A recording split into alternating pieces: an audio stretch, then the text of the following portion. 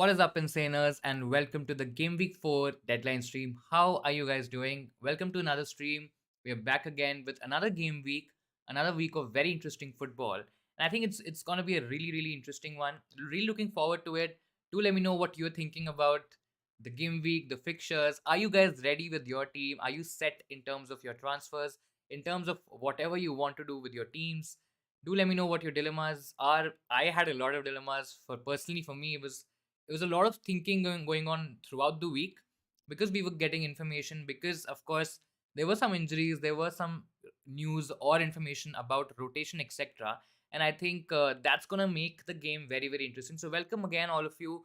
I hope you had a good, really good week, and I hope you have a great weekend. Of course, we're looking forward to a lot of football. Next week we also have a very quick deadline, another very quick game week, so do keep an eye for that as well. And of course, we'll talk about that. Do feel free to add anything in the comments, anything in the chat, anything that you want to ask, because I understand there are a lot of dilemmas this week. And you can, of course, feel free to share your team in terms of if you want to get it rated, if you have any transfer queries. We'll talk about captaincy as well. So you can ask about different captain questions and different options, etc. So we'll deep dive into all of those details, all of those things. I also made my own transfer very recently. I mean, the second transfer, I made the Rodrigo move a little bit earlier in the week, before I had Mount, of course. A lot of you might know, and I kind of got away with it, in terms of, probably looking at alternate routes. Now, there are chances that Chelsea are playing Leicester. That could be a great goal scoring game for the likes of Chelsea attackers, like, for example, like a Mount as well. But I'm just not very sure about Mount very personally. I mean, I've kind of lost patience with Mount. I know a lot of people are saying that probably it's good to keep him for one more week, but I think I'm pretty sold on selling him this week, and that's what I've done. I've gotten Rodrigo. The second transfer is a very interesting one. I got Tony in my team, and I think that's going to be really interesting because I don't see a lot of teams who have the likes of Haaland, Jesus, and a Tony. I've seen a combination of two among those three, but I don't think so. There are a lot of teams who have all three as a combination together. So I think it'll be interesting. I think it'll be a good switch. It's kind of taking a bit of money from the defense as well as a little bit in the midfield as well, because I know a lot of people have Diaz, and I'm sure a lot of you also might have Luis Diaz in your team. But I think it's going to be an interesting switch. Hey Nigel, hello to you. Hey Shan, hello to you as well. Welcome to the stream. I hope you guys have had a good week. Make sure made some changes in the team, Rodrigo and Fakulu, as I don't like the upcoming fixture. So you've taken out Kulisevsky and you've gotten Rodrigo, and Aronson for Bailey. Aronson is an interesting one, as I didn't want any other price drops on him. Used both your free transfers, so using both free transfers is absolutely fine. I think Aronson is gonna be a great differential. I don't think so. He's a bad option, but when we look at these picks in isolation, I still feel Rodrigo has a bit of more goal threat. Harrison on the other side, I mean, he's looked a lot more creative. He's creating a lot of chances. His assist numbers and his potential is right up there. And he's, as I've mentioned this, in a lot of my videos, that he's playing that Rafinha role that Rafinha was playing last season. So probably he's gonna give you a lot more creativity. Aronson is still very interesting because he did great in terms of running, in terms of pressing. That's how he got the goal. So I think that's going to be an interesting pick. We still don't know what to expect from Aronson. I mean, he could be a great goal scoring player. He might be able to give you assists as well, or maybe nothing, right? That's also a possibility. So I think it's an interesting one. I mean, I've not seen a lot of teams going for an Aronson, so I think it's going to be interesting. Teams look like Ramsdale.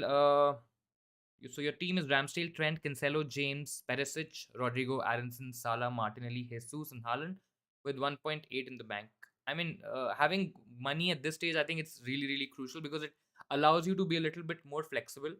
I mean, if you see certain patterns emerging in your defense, maybe in somewhere in midfield, and you want a little bit money, I think that would really help.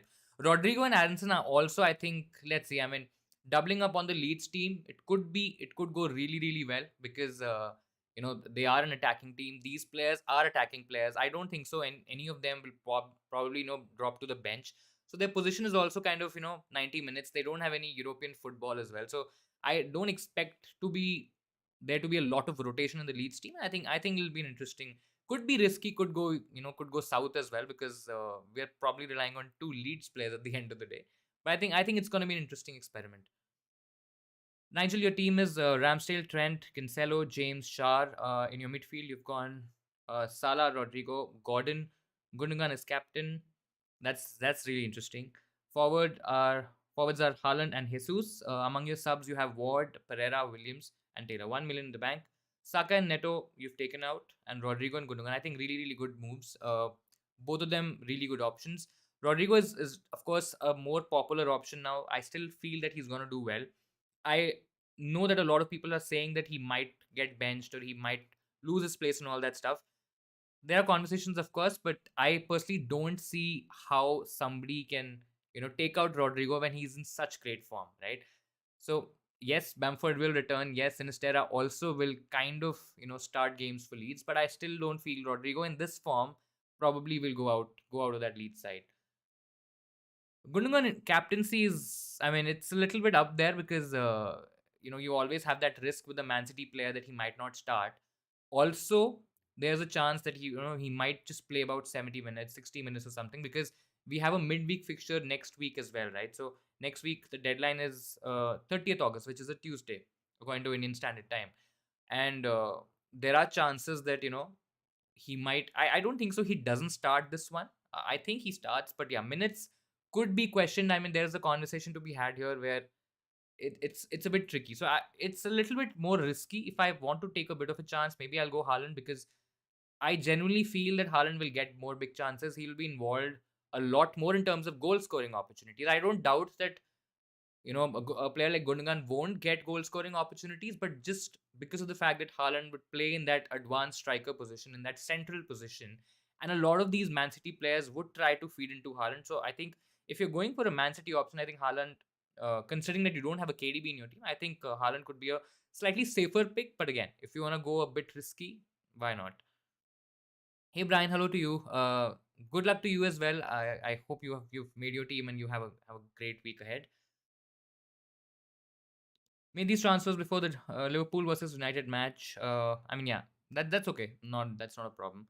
Confused between him and Salah. Salah is the safest option. So if you don't want to take any chances, if you just want to play very safe, because I understand a lot of players play in a certain way where they go for certain differentials. I mean, you can absolutely go for certain differentials, and then go a little bit safer in captaincy. That's generally the sound strategy to play FPL, at least in the beginning of the season, because even if your differentials won't work, right? You might get a differential, it might not work.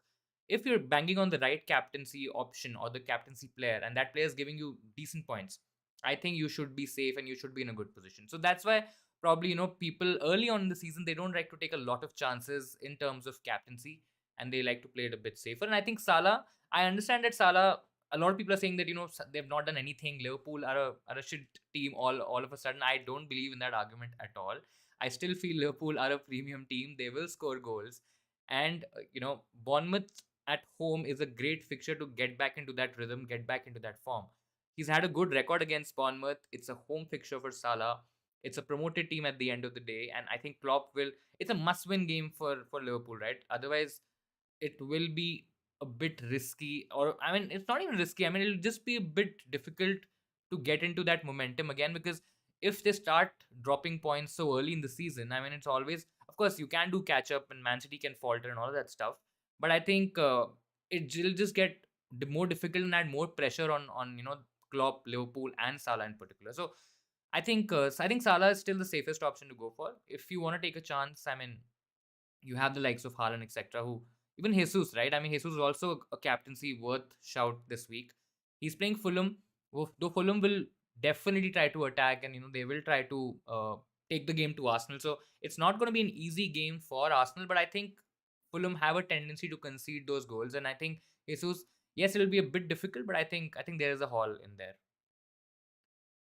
If my Leeds, yeah, I mean, if my Leeds double up does go wrong, yeah, I mean, yeah, of course. If your Leeds double up does go wrong, you always have the wild card to correct your mistakes.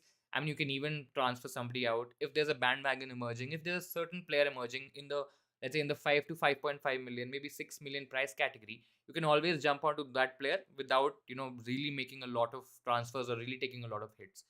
It is a bit risky, of course. I mean, there's no denying that fact, but yeah, I mean, what's the harm in trying it, right? We can try stuff. It's still early on the season, and something might just go right.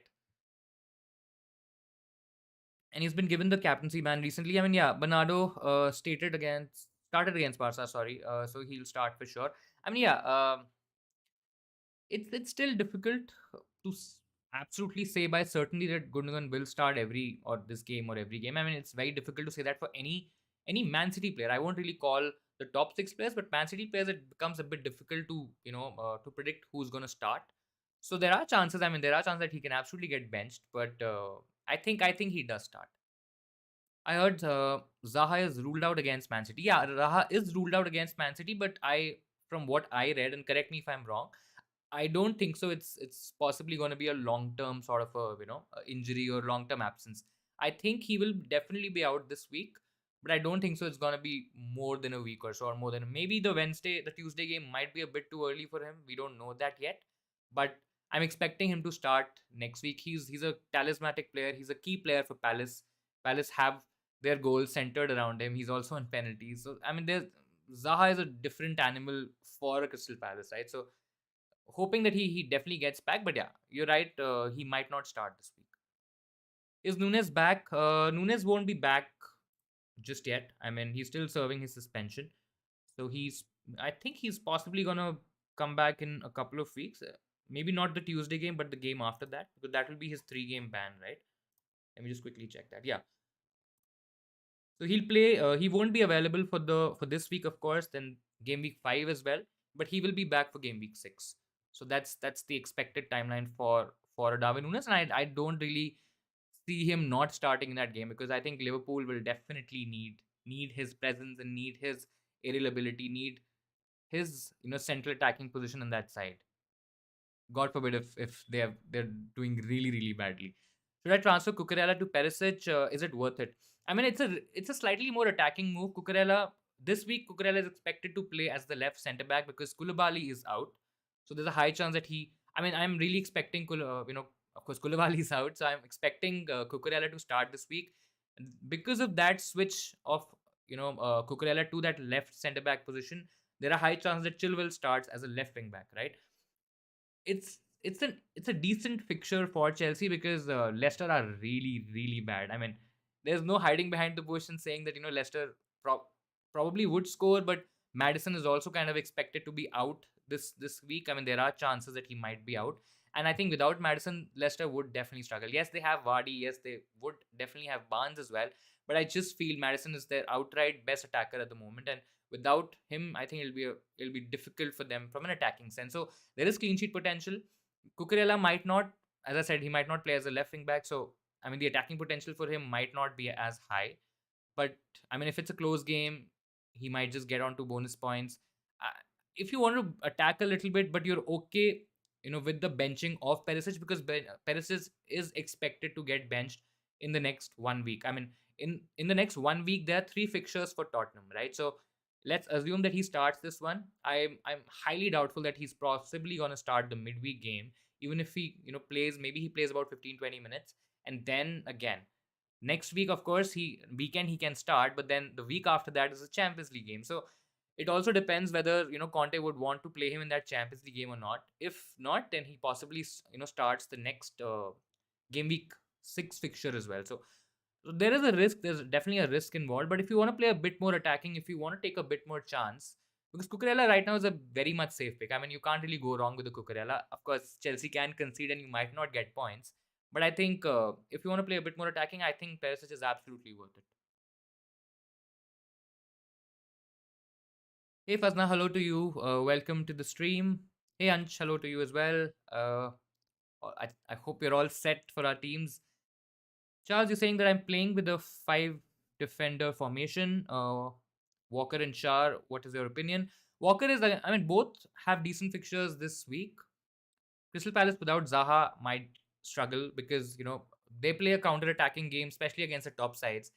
And they rely on Zaha for that counter attacking ability, right? Because he possesses the biggest goal threat. He has a lot of pace. He can run behind defenders. He can finish as well. I know he has a tendency to miss a lot of chances, but he can finish as well. So he's that main player that Palace really wants, especially when they're playing on the counter. Walker as a pick in isolation is a very safe option. I mean, he will give you 6 points most weeks. It's not going to be more than that for most weeks. And let's say if Man City don't keep a clean sheet, I mean he doesn't really possess a lot of attacking potential.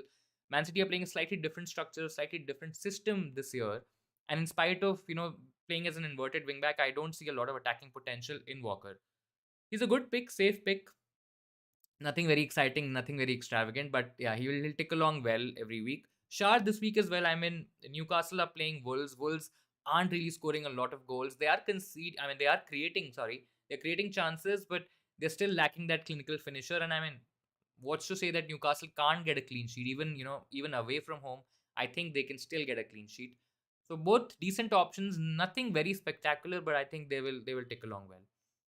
Hey William, morning to you as well. Welcome to the stream. Would you keep Foden or not this week? Martinelli in for Foden would be your transfer. I mean, people again are expecting Foden to start this one, but if Grealish is fine and if he's okay, he might start as well. Foden is a bit difficult, right? Because he, of course, he's playing for Man City, who are a premium attack, but then he's even playing more minutes at the moment, but he's not getting those attacking returns, right? I mean, he is creating chances. There are times where he's kind of played selfishly and he's not passed to Haaland, who had an open goal in front of him. And if those kind of goals went in, if maybe he also converted a couple of his chances, the conversation might have been a bit different. But I think, and I know this might not be a very popular opinion, but I am personally okay, going for Martinelli because we know Martinelli is a lot of value. First of all, Martinelli downgrade will give you some money.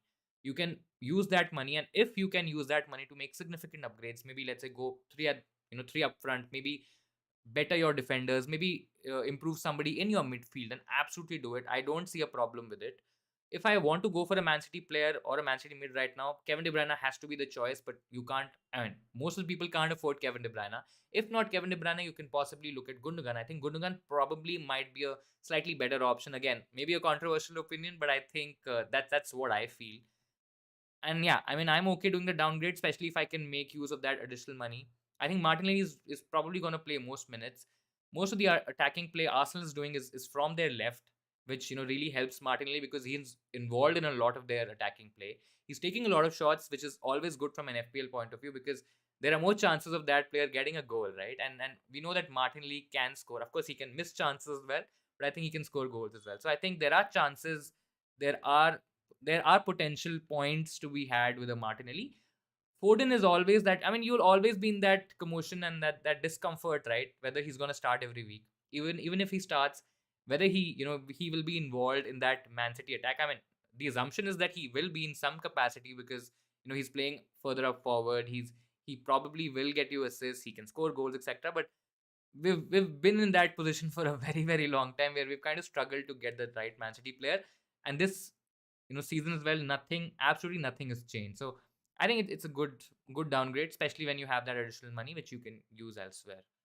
What do you feel about Kulusevski for the next 3 game weeks? I think next 3 game weeks for Tottenham look really decent. I mean, I don't really expect. Of course, there will be some rotation, but I personally don't expect a lot of rotation between a Kulusevski and a Richarlison. I know there were a lot of conversations around, Kulusevski might not be nailed and all of that stuff.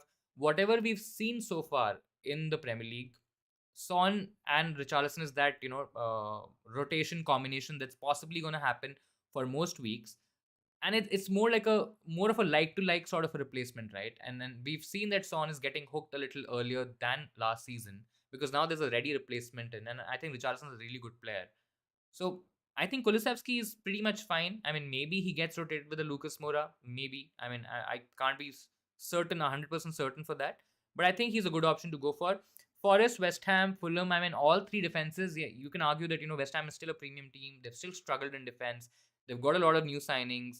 They probably will take some time to, settle in and gel. And I think West Ham is a decent fixture right now. At this moment, I really don't consider it a very difficult fixture.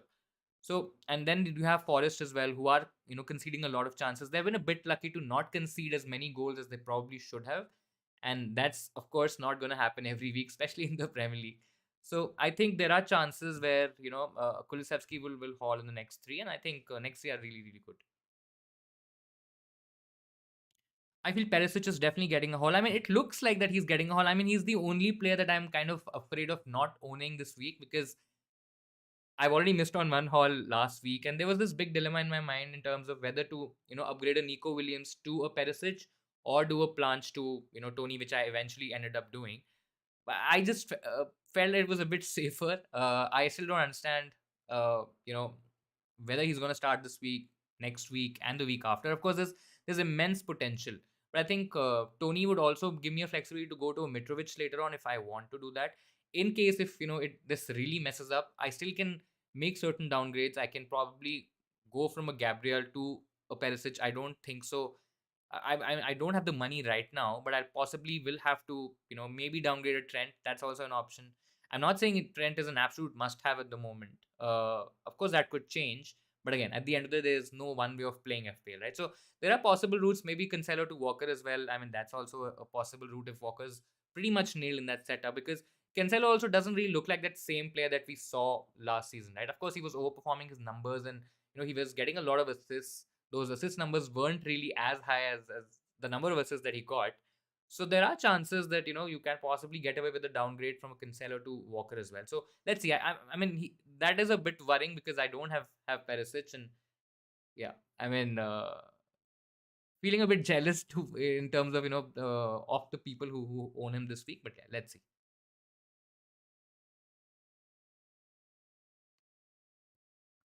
Who do you start out of Henry, Neto, and Bailey? If I have to start one, Mm. I mean, Henry's also not a bad option because it's Everton. Everton aren't really scoring goals, like a lot of goals. They are creating chances, etc. But I mean, they are still lacking that finisher. So I don't mind playing Henry as well. There could be a clean sheet in there. Rest of the options, I mean, Bailey against West Ham. West Ham haven't really looked that great. So there could be a haul in there. But I mean, a lot of people are expecting Bailey to start as well. But I mean, Aston Villa and Gerrard, you can't really say anything, right? I mean, one week he might really outperform our expectations, and next week he just might disappoint us, right? So, and Bailey is kind of becoming that role player already in FPL, where a lot of people trusted him, and he's not, he's not doing anything. And when we all benched him, he came up with the haul. So there are chances that Bailey could get something, but yeah, I think Henry is possibly the best option.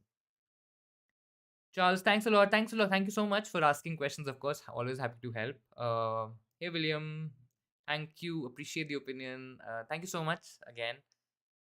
Don't say Kulu will get a haul in the next three. I mean, I mean, there is a charm. I mean, I'll just speak my heart out. Right at the end of the day, I would always say I don't say the right things a lot of the times. Uh, it's just my opinion. And I always kind of maintain the fact that there's no one way of playing FPL. There's no right way of playing FPL. Playing FPL in itself, has different motives. Has for different people has different motives. Has different objectives as well. So, I mean, that's what I feel, and I think Kulusevski can get a haul. I mean, I really do. Next three fixtures for Spurs look really, really good. I want to captain Trent. I think he can. I mean, captaining Trent is okay. You captaining a defender, but the upside with the Trent is of course a clean sheet. You can get a clean sheet. He can get a haul against Bournemouth. But if I'm looking at a Liverpool player, it has to be Salah. If you have Salah, I think Trent is a bit of a bit of a risk, and putting yourself a bit too much out there. I still don't feel we've kind of reached a stage where we can captain defenders, because we've seen the likes of Man City conceding 3 goals against Newcastle. Liverpool's defense is still not. I mean, yes, they will improve. The expectation is that they will improve, but I mean, it's too early, too risky to captain a defender, to be very honest. Hey Shubham, hello to you. Thoughts on Fofana to Chelsea? Looks like we might be getting. I mean, yeah, Fofana at Chelsea's. I think it's almost done, if not done yet. Uh, 4.4 million is a great price, to be honest, for a Chelsea defender. He might not give you any attacking return. Maybe some attacking return. In terms of set pieces, in terms of maybe on corners, etc. But if you're just banking on that clean sheet, and if Chelsea can absolutely get their defense right, he might be a great option just for that clean sheet point of view, right? I mean, of course you're getting in players like Nico Williams, Patterson, who offer a lot more attacking threat, but then 4.4 million for a premium defense like Chelsea, if they can get their act together, I think it'll also be interesting to see how Chelsea set up now with Fofana coming into play, because I expect him to play a lot of games. Then you have Koulibaly, and you also have Thiago Silva. Of course, Reece James. All this means really, really good, for Reece James, especially from an FPL perspective, because this means that he doesn't really have to play, as a centre back anymore. I mean, there is still that possibility of a Cucurella playing as his left centre back. Mostly, I think he might play as a left wing back as well. But yeah, I mean, from a from a Chelsea perspective, I think it's a massive, massive signing, and that's what you're saying. I mean, I still feel they probably overpaid him. I mean, I can't really say much because if we pay 80 odd million for a Harry Maguire, I mean, who are we to say that Fofana is possibly an expensive signing or is possibly a lot of money? So I'm possibly not gonna even comment on it even further or more. But I just feel it's a good, really really good signing. I think they've got some decent defenders in this window, and if they can really get it together and start playing as a team, start tightening up that defense, I think they could be possibly the best defense in the league. And these are big words right now, of course. And you might say that you have the likes of Man City, who are still a great defense. Liverpool, of course, I don't expect them to stay the same. I expect them to improve, but injuries, etc., have really hampered them a little bit. Thiago missing out. I know, of course, it doesn't really affect us from an FPL perspective, but I just feel Thiago missing is a big big deal for Liverpool, and I think they are really struggling because of that fact.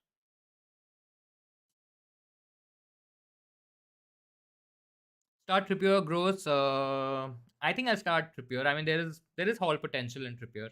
There's a clean sheet potential. I mean, there's clean sheet potential as well. Gross against Leeds. I mean, Gross looked okay. I won't say that he's all of a sudden a very bad pick. Is not on penalties at the moment, and I think that might stay. So I mean, there are chances that he might not be as good as we all thought, and it was possibly a miscalculation, from most of us in that regard. Leeds are a decent defense. I mean, I won't say that they're all of a sudden a great defense, but they can keep clean sheets. They can keep it tighter at the back. And I just feel Trippier, we've seen him scoring from free kicks. Of course, you'll argue that free kicks might not happen every week, which I absolutely agree. But they can still happen every week. I mean, they can still happen at the end of the day. And I think Newcastle are good defense. Wolves haven't really looked very inspiring in attack. I'll probably play Trippier. I generally prefer the attacker in most cases. But I think in this case, I'll prefer Trippier.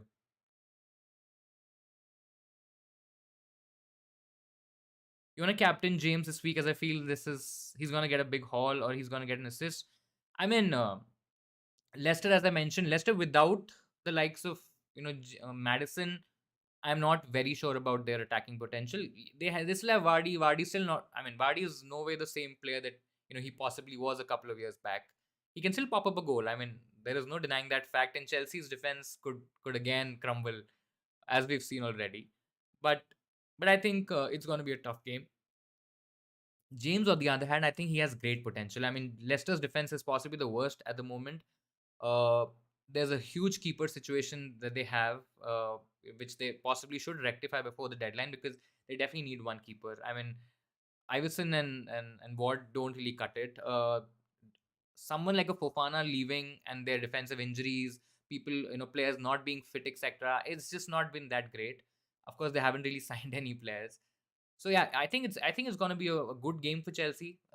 One game that they possibly wanted after that loss against Leeds, and I think James could really haul pick. Would you do Diaz to Perisic? I mean, I will do Diaz to Perisic if I am playing a little bit more attacking. We saw last week that even a Ruben Diaz can get benched. I don't expect him to get benched this week because he possibly doesn't have options, to play as centre backs. But yeah, if you're playing a little bit more attacking, which I would in this case, I think going for Perisic is really good.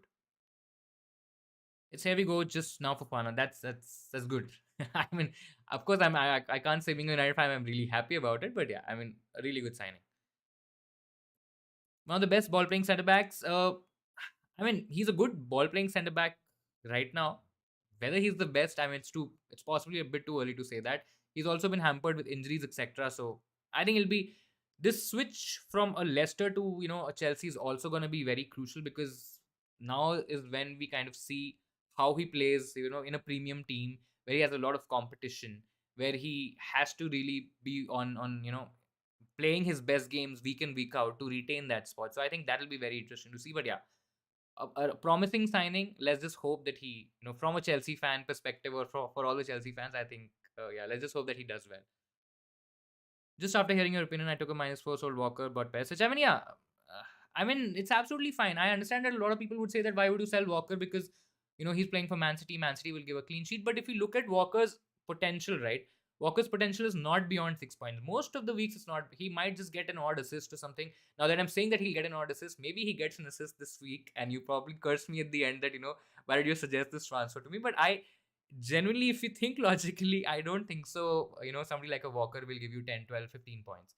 A Perisic, on the other hand, even if he plays 20, 30 minutes, I mean, he can absolutely give you a major haul. We've already seen his potential. We know, from his past playing teams that he's a great player. He's a great crosser of the ball. He can score goals. I've still not seen a lot of goal threat from Perisic just yet.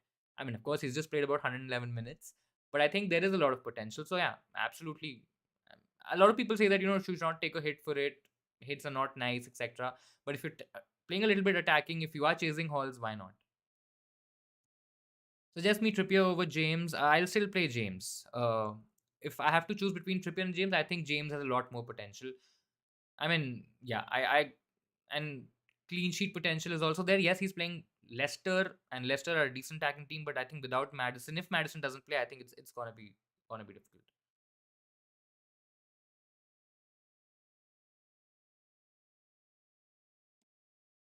Chelsea spending all that just to scrap into top four. I mean, yeah, I think top four is gonna be a realistic aim for Chelsea. I don't think so. They're close because they don't have a proper striker. They don't have a striker who can, or they don't have anyone in their team who can possibly score 15, 20 goals a season for them, right? I mean, you can't really expect that from a Mount.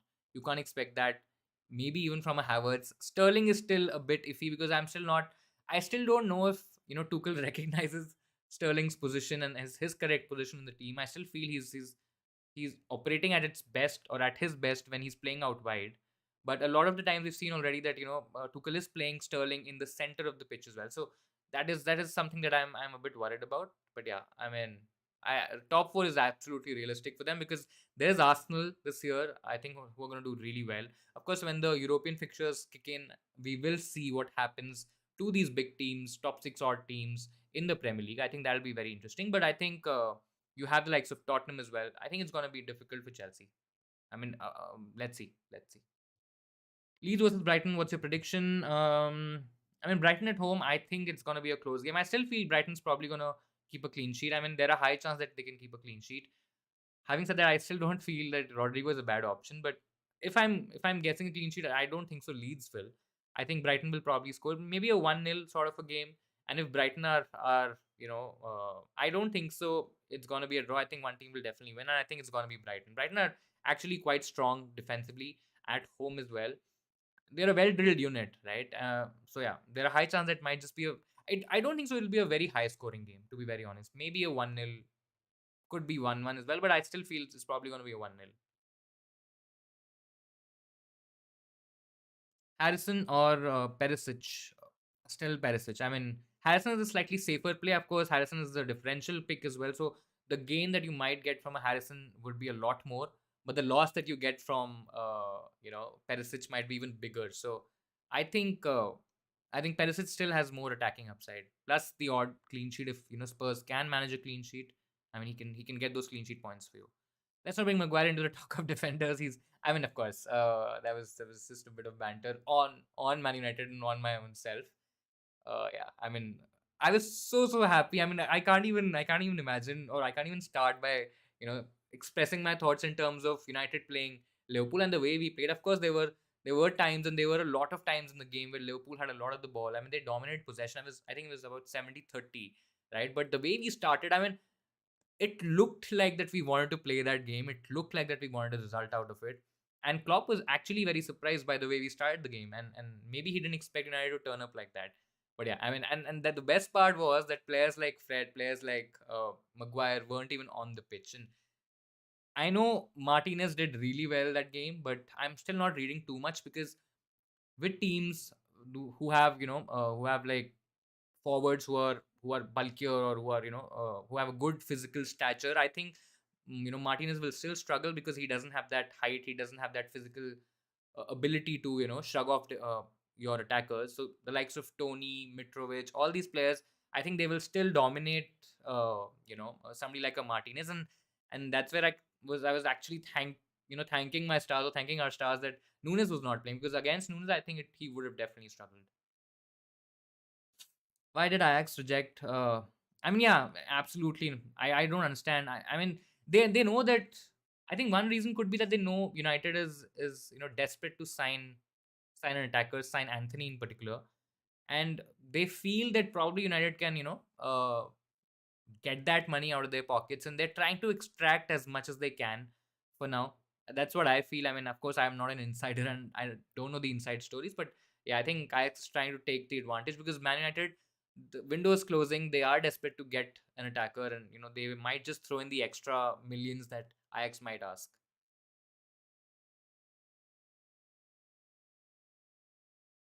I mean, yeah, I get that point. 75 million for Fofana might look a lot, but that's how English players and that's how the windows have become, right? We see outrageous amount of spending on players because the market is like that. So yeah, let's see. What do you think of a triple Arsenal attack of? I think I still feel there's more value in their defense as compared to going triple attack. And I've said this multiple times, but I still feel that one game week, one bad game week where Arsenal don't score, or they find it very difficult to break down a low block team, you might start panicking, right? And Arsenal's defense is still pretty good. Yes, they are conceding chances. They have a certain Ramsdale at the back, making all those saves. But I still feel there is potential in that Arsenal defense. You can go cheaper in a Saliba. I know there have been a fair few amount of transfers for Saliba, but not a lot of people are talking about him. He could still be a great option, very cheap. Looks like the nailed player at the moment. I mean, he's playing really well. We saw him scoring a great goal. Of course, that's not going to happen every week. We still don't know yet in terms of what his goal threat is in terms of set pieces, etc. I mean, it's too early to call that, but I think I still feel there's more value in that defense in a Saliba, for example, than maybe going triple attack. Odegaard, I'm still. It's because Odegaard, right? I mean, even Saka for that value or for that money that he's at the moment, I don't think so. He's a lot of value. You can get to a Martinelli and potentially gain a lot more from Martinelli because you, again, as I said earlier, right? You get that additional money, you invest it elsewhere, you make upgrades. That's possibly going to be better for the overall balance of your team. Thinking I should still go with Gundogan captaincy or stay with the crowd. I mean, you already have two differentials in Gordon and Gundogan. I think it's safer to go with the Salah captaincy because you at least have that covered. And Gundogan and Gordon again, they both can haul. What's to say that they won't? But I think it's possibly better to maybe go for a safer option. Harrison or Gross? I think it's possibly Harrison at the moment. Looks like the better, I won't say better in form. I mean, both have been in decent form, but I think Harrison has this potential to outscore Gross. I think the impact that Harrison is having on Leeds at the moment is definitely better than what a Gross is having to Brighton. And I think a lot of that creative play, a lot of the attacking play will go through Harrison, which is absolutely good or gold from an FPL point of view, right? Even if he doesn't score goals, I think there is still a lot of assists in him, and that also helps him with bonus points, right? So I think it's a good shout. Harrison is a good shout. Koulibaly and Mount to Rodrigo and Zinchenko for -4. I mean, Koulibaly is not playing. Mount is also. You can hold Mount for this week. He's not an absolute sell. Though I still feel you should probably sell him because there's a lot more value that you can get elsewhere. But yeah, for a -4, I don't mind it, to be very honest. I mean, maybe even go cheaper for a Saliba. I mean, if you want, if let's say if you have another move in mind, maybe upgrade another different player, you want some extra money, you can even go for a Saliba. I don't really see a lot more value in a Zinchenko. Yes, he's playing a lot more attacking. He might get you assists. Maybe he scores an odd goal. I mean, I'm not sure about his goal scoring potential yet, but he definitely tends to be in the bonus points a lot because of the way he plays. As I said, he plays a lot in the midfield, so that really helps him. But yeah, I mean, you can save that additional money and maybe even go cheaper as in a Saliba. On a wildcard, Zinchenko plus Ward as your backup keeper, or Veltman plus. I think Veltman plus Dean Henderson is the better combination. I mean, if you can afford a Sanchez, I think Sanchez might be even better because you're getting better clean sheet potential. Sanchez will give you save points. I mean, it might not be as high as the Henderson because Forest are creating chances left, right, and center, and they are conceding a lot of shots as well. So Dean Henderson will absolutely smash it this season. I think in terms of save points, he might be the best value keeper as well. But I think if you have the money, then I think Sanchez also is 4.5 million if I'm not wrong. Let me just quickly check it. 4.6. He's 4.6. So if you don't have the money, then Henderson is bang on. But if you have the money, then go Sanchez instead. I personally don't like the idea of keeping Ward and Iverson, I mean, as the rotation pair or whatever you call it, because I just don't see there's value in that Leicester defense at all. I mean, you can still get some more value from keepers who are, of course, zero point 0.5 or zero point 0.6 more, but then you're getting a lot more from those sort of keepers, right? I never liked the idea of going for these Leicester cheaper keepers, and I still don't like it.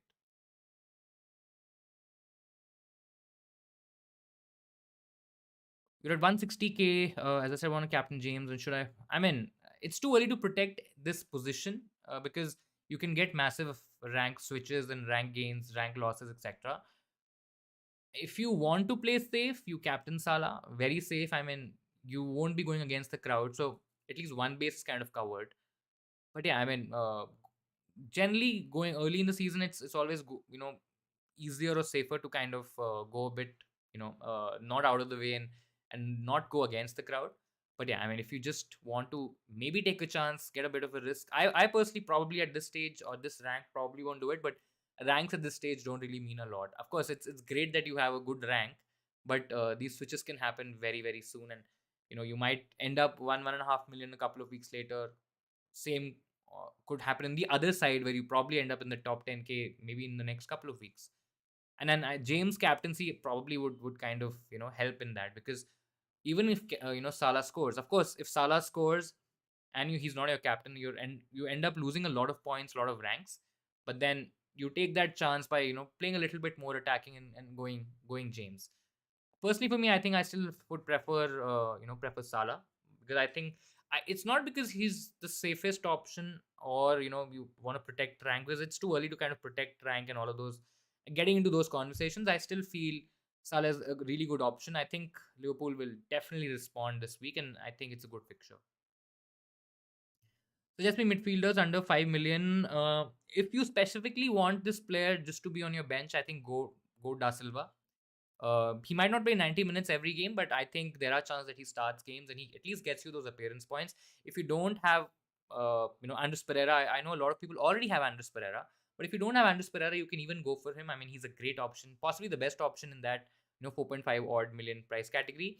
If you want to play this option, let's say if you are looking at an option which you want to probably start for most weeks, then I think you can maybe look at the likes of I still won't look at Almiron, Shaka, and all these players. Maybe Jensen is a slightly safer option that will tick along. Could give you decent points. But I think in general, I'll just go Da Silva and probably just keep this option on the bench. How come United tend to take a loss every time? First with Maguire, then the whole Sancho saga, invested 13 weeks in a player to.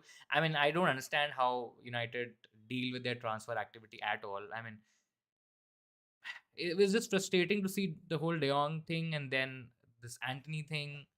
Yeah, I mean, everybody knows that we are a desperate team to get in the players and spend a ridiculous amount of money. Maybe because of that, people, teams, and players try to take advantage of it, which is of course not great from a financial perspective. And of course, we can get into a different conversation altogether. But yeah, I mean, United in these aspects, it sometimes, of course, as a United fan, I get very frustrated and very irritated by it. But I don't think so. It's gonna end anytime soon. I only have one free transfer this week. Should I transfer Neto for Harrison or save up? I mean, Neto. You can bench Neto, and I don't know who else will you play, but it's not a priority transfer. I mean, if you're looking to get in Harrison for a longer term, I think you can do it. But saving it's not a priority transfer, definitely for me. I think you can save that transfer, get two transfers next week. We are expecting at least some rotation, some level of rotation, especially because of the midweek fixtures. We'll get a better idea. Maybe you can save, and let's say if you have certain players in your team who are prone to rotation, who might not start, who might get injured, there's always a possibility of using up a couple of transfers, maybe then taking a hit and sort of doing a mini wild card in itself. So not a priority transfer. If you want to use it, I mean you can, but I personally will probably save the transfer. Yeah. Martinelli or Odegaard? Martinelli, of course. Martinelli is not under 5 million, of course, but he's the best possible option in that price category. Next, possibly would be Rodrigo. I still don't think Odegaard is still a great option. Yes, he got those couple of goals, but yeah, I mean Martinelli is definitely the most standout option to go for. If you're looking at an Arsenal player, it has to be Martinelli, in midfield, or else if you already have Martinelli, if you're not looking at Martinelli, then probably it will be Rodrigo. Is it time to get rid of an 8 million midfielder? Depends. I mean, just for example, I kind of got rid of that 8 million midfield spot because I don't want to jump onto Madison just yet. Of course, there are injury rumors that he might have some, a little bit of a knock, etc. None of the 8 million midfielders have really impressed. Kulusevski, yes, he played really well in the first game, but then he kind of went a little bit quiet. You have the likes of Mount, who could still fire up this week, hasn't really done much. Saka is not much value at 8 million. There's a chance that Gundogan, who's not 8 million, but he might be the better or slightly, more point scoring pick in that Man City midfield. So the options don't look promising. If you still want to keep that spot, I would not say that don't keep it. But if you are downgrading that spot to some other options, maybe let's say like a Rodrigo, you have additional money because this move for me from a Mount to a Rodrigo, that gave me an opportunity to get to a third striker as well, right? And that for me was enough value for for me to gauge that understanding that yeah, I think I should do this move. I think it's absolutely fine. I can take out money from other positions later on, but I think Tony and Brentford in particular, I think they look good from an attacking sense, and I think it made a lot of sense to me.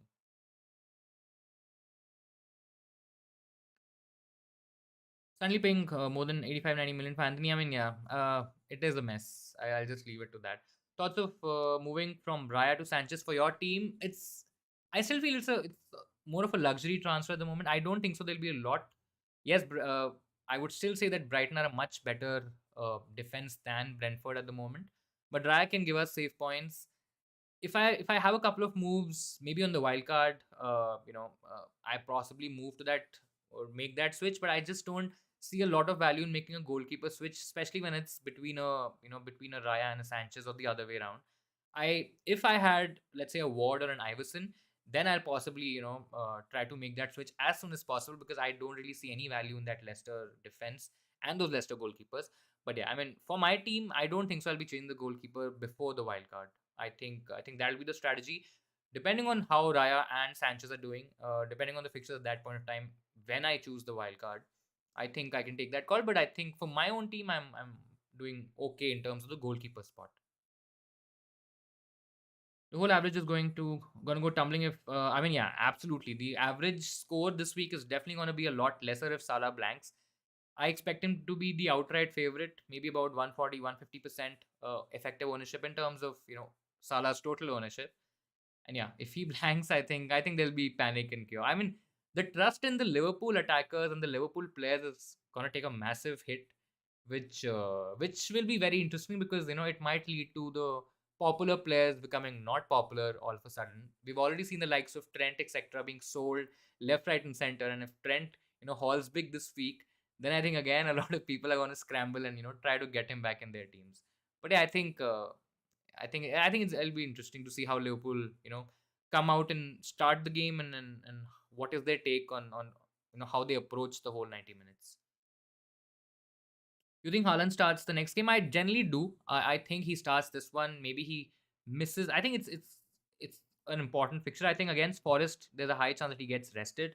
Palace is a tough game. I mean, it's not going to be a very easy game. I know it's at Etihad, and Man City will have majority of the ball. They possibly will have about 70, 75, 80% of the ball, and Palace will play on the counter. Of course, if Zaha is not playing, which is highly likely, I mean, Palace might even struggle to get that counter attack going. So I think he'll play this game maybe 70 odd minutes. Then he maybe gets rested for the Forest game. -4 is worth for Martinelli, Rodrigo, and Tony instead of. I think so. Yeah, I think so. Saka. I mean, there's enough value that you're getting out of a Martinelli from downgrading to a Saka. You're getting in Rodrigo. I mean, Kulusevski is not necessarily a sell, and I like him for the next three fixtures. But and you're getting Tony as well.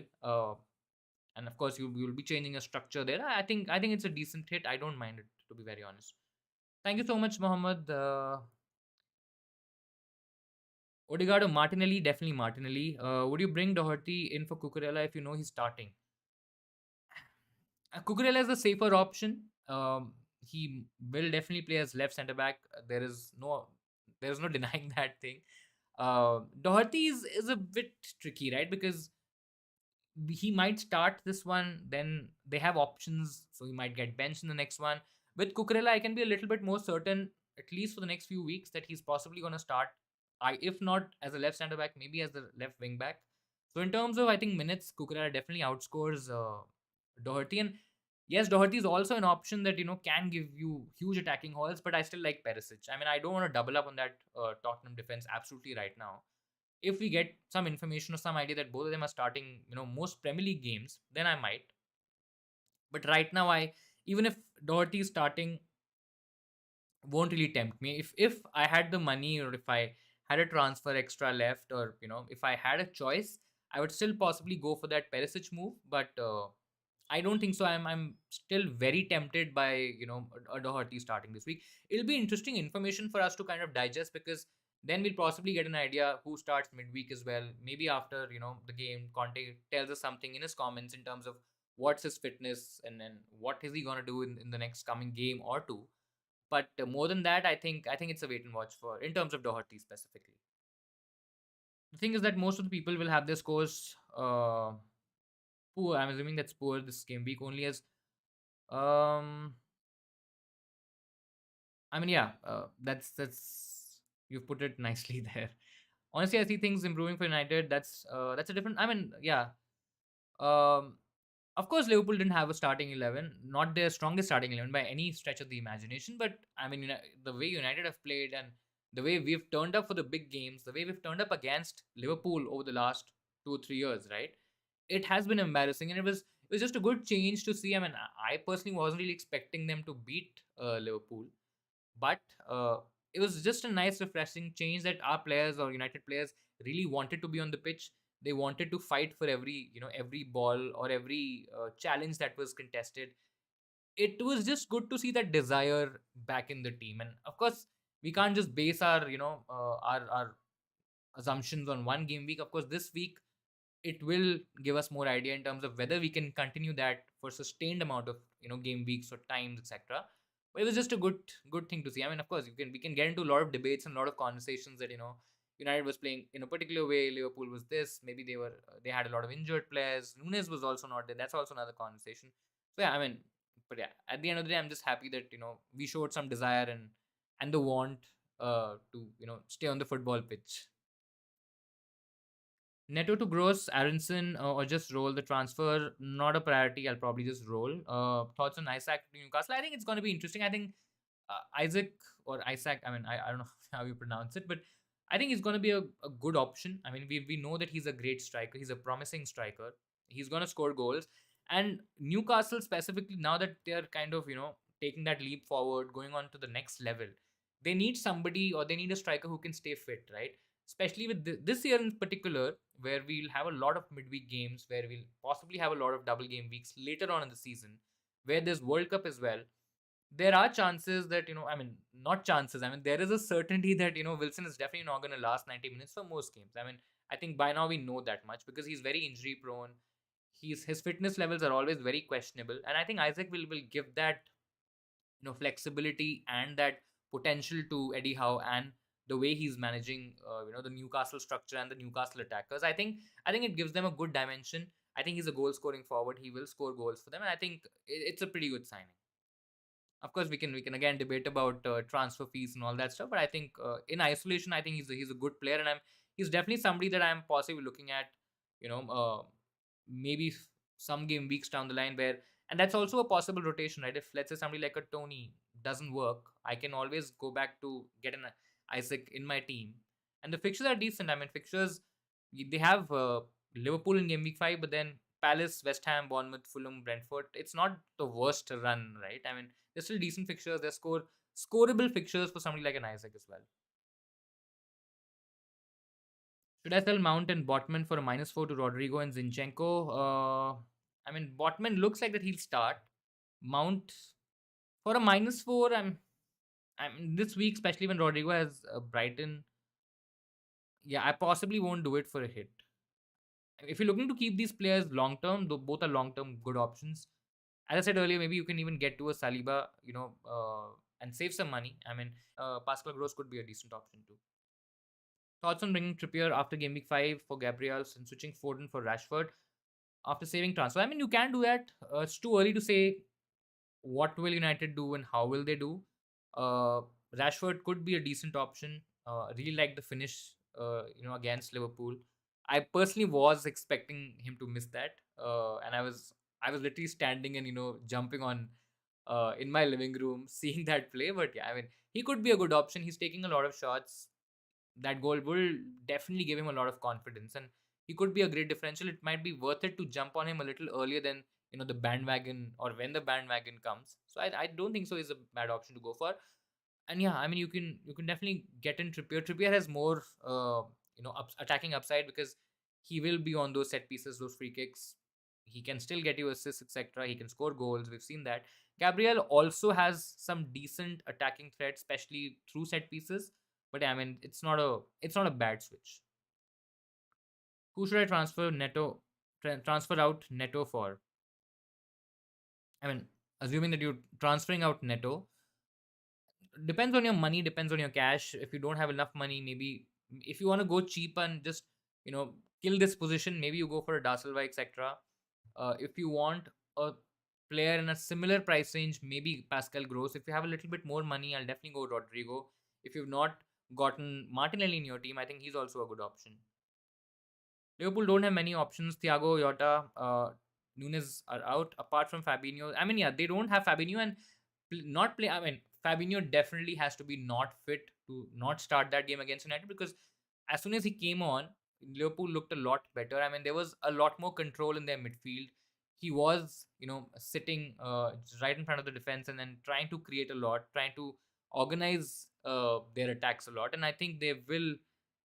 I mean, if Fabinho doesn't play, I think it's gonna be a bit struggling, or it's gonna be a bit of a problem for Liverpool, because they don't even have Thiago in their team right now. So yeah, I mean, some sort of backup I think is definitely required. Who will that signing be? Whether that signing gets into that first team or immediately as soon as he comes is another conversation. But yeah, I mean, there should be some backup, because the likes of Fabinho and Thiago, they're not getting any younger, right? So there are chances that they will pick up these knocks and niggles. They might get injured, etc. They might get reduced minutes, etc. So yeah, I mean, a backup is definitely something that they should look at. Haaland Crystal Palace versus Kane Forest West Ham, provided Haaland doesn't play. I mean, I understand the temptation to go from a Haaland to Kane, but Conte also said that there will be some rotation for Kane as well. So after those comments from Conte, I'm not very sure in terms of that switch. If both of these players are getting benched or are getting rested, I still feel that Haaland's still better, because he's playing for a better attacking team. He's gonna be more central to how Man City are attacking. He will get more big chances than a Kane. I mean, we know that Kane is, if he gets a chance or two, I mean, there are high chances that Kane scores maybe a goal, maybe even two.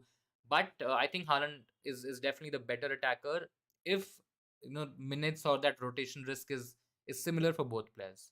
I personally won't do the switch, but again, if you are convinced that Kane is probably gonna outscore Haaland in terms of minutes, and then because of the fixtures you feel that he can score or outscore Haaland, I think you go for it. But I personally won't do it. Trippier or Perisic? Definitely Perisic. More attacking upside for sure.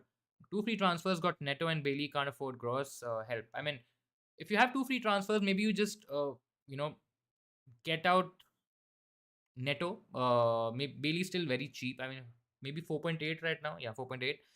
You take out Neto, go to a very cheap option. If you don't have to play this option, then you possibly go to a Da Silva. If you want to play and you don't have Pereira, Pereira is an option. If you have Pereira and if you still want to play this player, I mean, Jensen is also okay. I mean, he's not a He's not somebody who you can rely on week, but I mean, I think he's going to tick along well. But it's possibly another strategy to kind of dead end this position and, look at other alternatives. Play Da Silva or Andres Pereira. I mean, looks like that Da Silva has the better fixture, but Pereira is more attacking. If you feel that he can do well against Arsenal, which could be a tricky game. I mean, could be a tricky game for Arsenal as well because it's Fulham at the end of the day. I don't think so. Fulham are gonna sit back and play very deep. I think they will attack. I think there are high chances that Fulham can score in this game as well. I mean, it's not a sure shot guaranteed clean sheet for Arsenal. So I don't like the potential, for Fulham playing against Arsenal. But yeah, I mean, Andres Pereira is definitely the more attacking option to go for. What do you think of starting Malasia? He's been on my bench since game week one. I mean, he can start. He played really, really well. For most of the game, he contained Salah, and which was really refreshing to see. But I mean, he's a risk for sure. I mean, there are chances that he might not start. But I think in the form that he was against Liverpool, I think he deserves a chance. He deserves a start this week. So yeah, I mean, if he's there, why not take a chance with him and start him this week? Bailey keeps on failing. Also, don't you think that we should at least have a defender either from Newcastle, Brighton, Spurs? Um, the idea that when you specifically have players like James, Trent, Cancelo, and let's say you have a Nico Williams, etc. You can possibly upgrade Nico Williams to somebody else, but I mean, I'm not very much in favor of that because with Nico Williams at 4 million, that I'm not spending a lot of money. I don't have a lot of benching headaches as well. If I might not play with a Lewis Dunk or Perisic is a different conversation. If I'm able to get to a Perisic, maybe Gabriel to a Perisic, if Perisic is maybe starting games, if he's really, really good and if everybody is getting him, then not having Perisic in my team will probably start bleeding my rank out, right? So that could be a possible outlay, but yeah, I mean, he's possibly the only option that I would possibly really want right now. Brighton, I'm okay. They will keep clean sheets, but yeah, I mean, I'm okay letting go of a Brighton defender at the moment. Stuck with Maris, what to do? I mean, downgrade him to a Gundogan if you want to still retain a Man City player. There are other options to go for. You can go very cheap as well, and you can get in Rodrigo, get in a different maybe Martinelli. If you already have these players, then I think Gundogan is also still a good switch. And yeah, I mean, you'll have additional money as well, which you can use elsewhere and make other upgrades across the pitch. Is there any way where I can check the captaincy percentage? I think, mm, let me see. I don't think so. I mean, as far as I am aware of the tools, etc., are available. You can check the captaincy percentage after the deadline. It's on live FPL, live FPL dot. I think it's .net. So you can check that in terms of how many people have captained, which player. I don't think so. You can or you will be able to get that data or get that stat before the deadline. But yeah, live FPL is somewhere you can check the captaincy stats. I wouldn't be surprised to see Nico Williams taking a random shot in the ball. I mean, yeah, Spurs always look like a team who can concede goals, and I won't be surprised myself if they concede against Forest. Nico Williams goal, yeah, I mean that's what FPL is, right? When you bench certain players like a Bailey or a Pereira last week, they end up scoring goals, end up you know making you lose points, and this week it could happen with with Nico Williams as well. Don't have Haaland, so want to keep a City mate. I mean, yeah. Then in that case, Gundogan is a good pick. He's still a good differential.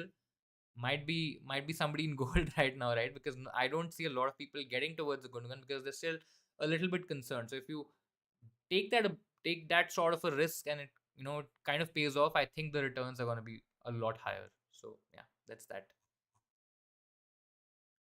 So we have about an hour to go, guys. Please feel free to add anything, any questions, any comments that you want to check, you want to ask. Still feel Salah is the most safest captaincy option. I think if you want to go a bit differential, you have Kane against Nottingham Forest, who are quite open at the back.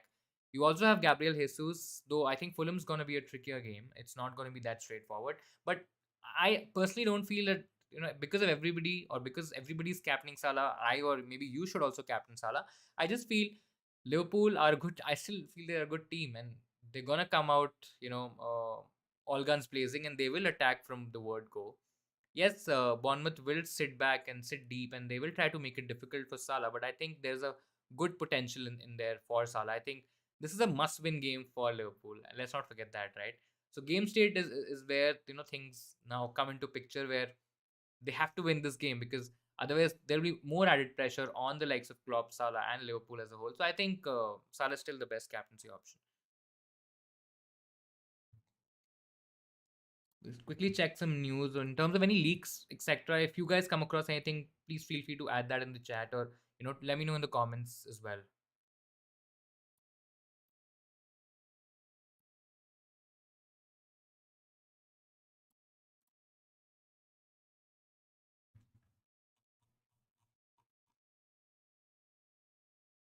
Should I stick with Allison or change him? I mean, Allison, I don't really like Allison to be very honest. I think there is better value in terms of keepers. I think Allison is at 5.5, if I'm not wrong.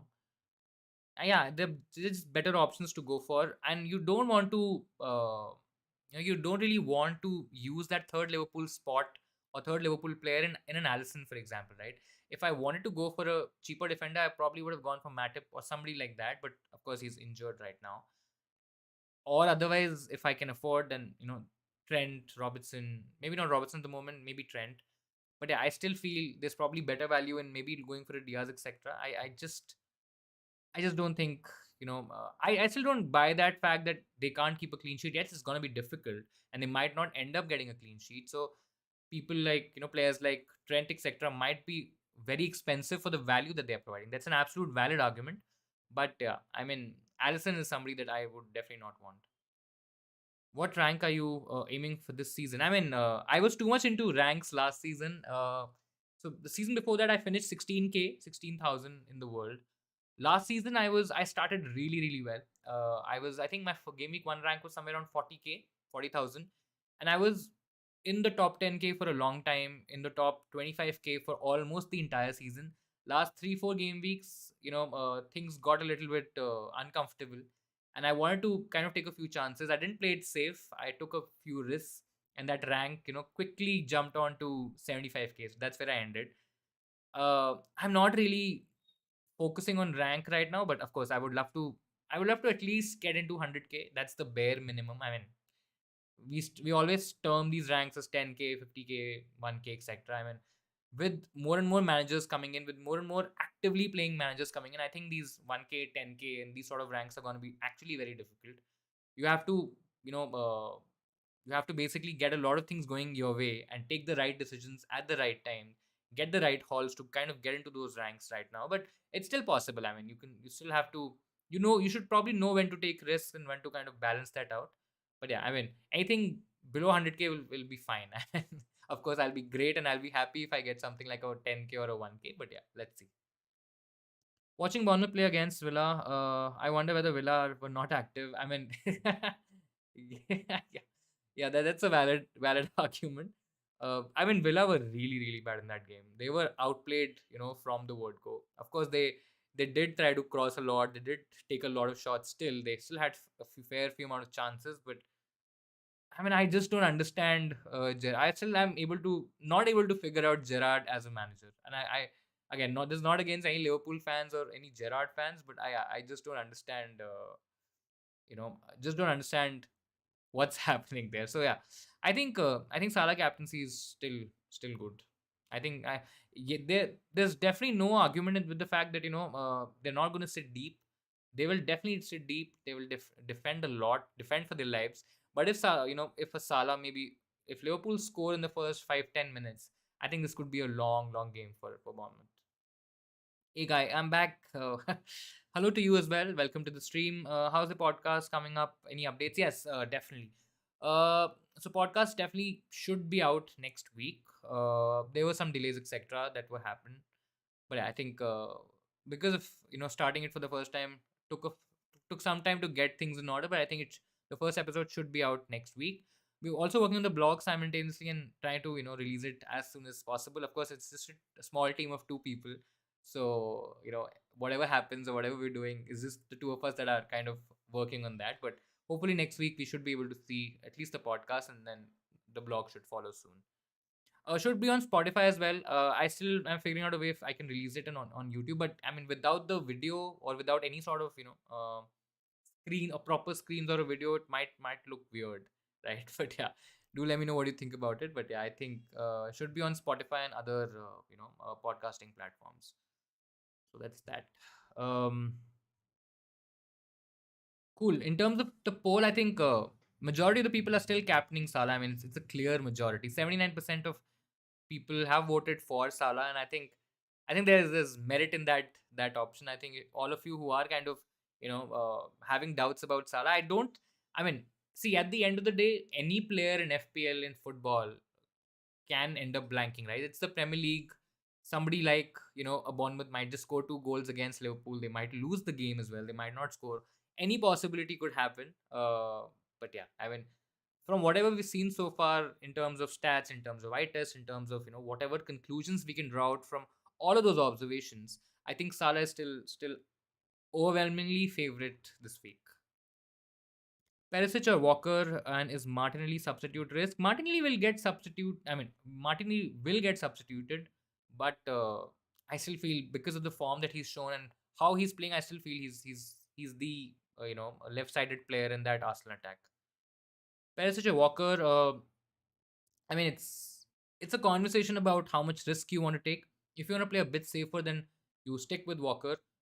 As I mentioned earlier, Walker is not gonna get you 10, 12, 15 points. He's not going to get you attacking returns, though he's playing for a very attacking team, but he won't be on the on the end of those attacking returns or points, etc. But Perisic is a very different player, right? Of course, he's costing a little bit more than Walker, but he's definite value.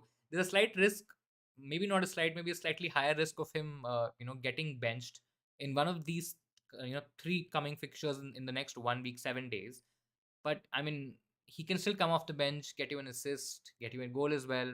So there's just much higher upside, much higher point potential, right? Even if he's getting less minutes, there's still a lot more potential to a Perisic than a Walker. James to Perisic for a -4. I personally won't do James. I'll still hold James. I mean, high chances that James will play as the right wing back in that right wing back spot. Leicester are a really really bad defense. I mean, I can't even start or I can't even tell you how much poor Leicester have looked in defense. They're the worst in defensive terms in terms of your defensive numbers. They have the highest XG conceded as well. So all the signs are there for Chelsea also to kind of bounce back from their defeat against Leeds, which was also kind of a shocking and a surprising result for a lot of people. So I still feel James, especially playing in that right wing back role, which he definitely will this week, I think there's a lot of potential there. And he will be a sure shot starter for sure. I mean, unless he gets injured or he picks up a knock, etc. I think he will definitely outscore Perisic in terms of minutes. So I think for a -4, I won't do it. Even for a as a free transfer, I think this week is something there where I think James also has a very high potential of getting a double digit haul, and same goes for Perisic as well. I just feel James overall is a much better pick. I feel like Moore, I mean, is that how you pronounce it? I hope it does. Will score late on to take away Liverpool clean sheet. I mean, absolutely. Losing that clean sheet, which Nico Williams did against Everton, almost at the end. I think it was the end of the game, almost at the end of the game. So yeah, I mean, that could absolutely happen. Could make our hearts sink and make us believe or make us get frustrated in terms of why do we play this game every week, which of course we love at the end of the day. But yeah, I mean, most of the times it doesn't really work out the way we think in FPL terms. Of course, when it does, we all become really really ecstatic, really happy, and like going for differentials, going on them early, going for that differential captaincy, etc., all of those things. But yeah, I mean, could absolutely happen. Thoughts on Fofana and James double up with the upcoming fixtures? Could be a good double up as well. Fofana is really, I mean, he's dirt cheap. I mean, can't even imagine a Chelsea defender being, a playing Chelsea defender probably being 4.4. And I think a lot of people will jump onto him because let's say if they're looking to play 5 at the back and if they still want to go a bit cheaper and if maybe they are not going for a Saliba, maybe not an. I don't think so. A lot of people would be going for a Nico Williams or a Patterson, especially when they're playing a back 5, right? So that's a very important point to note. And I think. A lot of people would possibly want that additional security of a clean sheet if Chelsea can keep their affairs tight and keep things tight at the back. So I think this could be a popular combination considering if we start seeing Chelsea being strong defensively. And yeah, I think it's gonna be a good double up as well. Might not be the most attacking double up because Fofana is probably not gonna give you any attacking returns in terms of creating chances in terms of scoring goals. There is slight goal threat there from set pieces, but yeah, not much. But overall, if Chelsea get clean sheets, I think he could be a great option. Trossard or Rashford? Right now, I think it's too early to say on Rashford. He's looked okay. I mean, I won't really say because of one game week or 1 week against Liverpool, he looks an absolutely smashing pick. Could be a great differential, but I think Trossard is probably the slighter better option at the moment. The opinion might change next week, where we have one more week of information on Trossard and United as well, particularly Rashford as well. So yeah, right now I think with whatever information we've had, I think it's Trossard. But next week it could change. Yeah.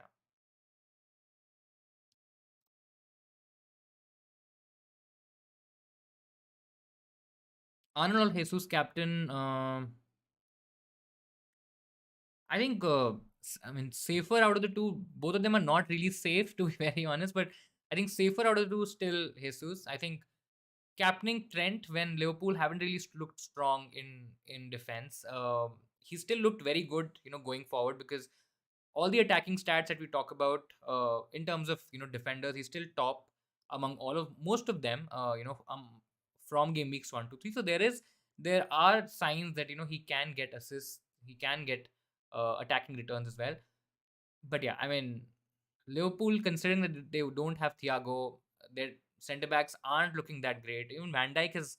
It looks like Van Dijk is also kind of out of it right now. So yeah, I possibly won't captain Trent.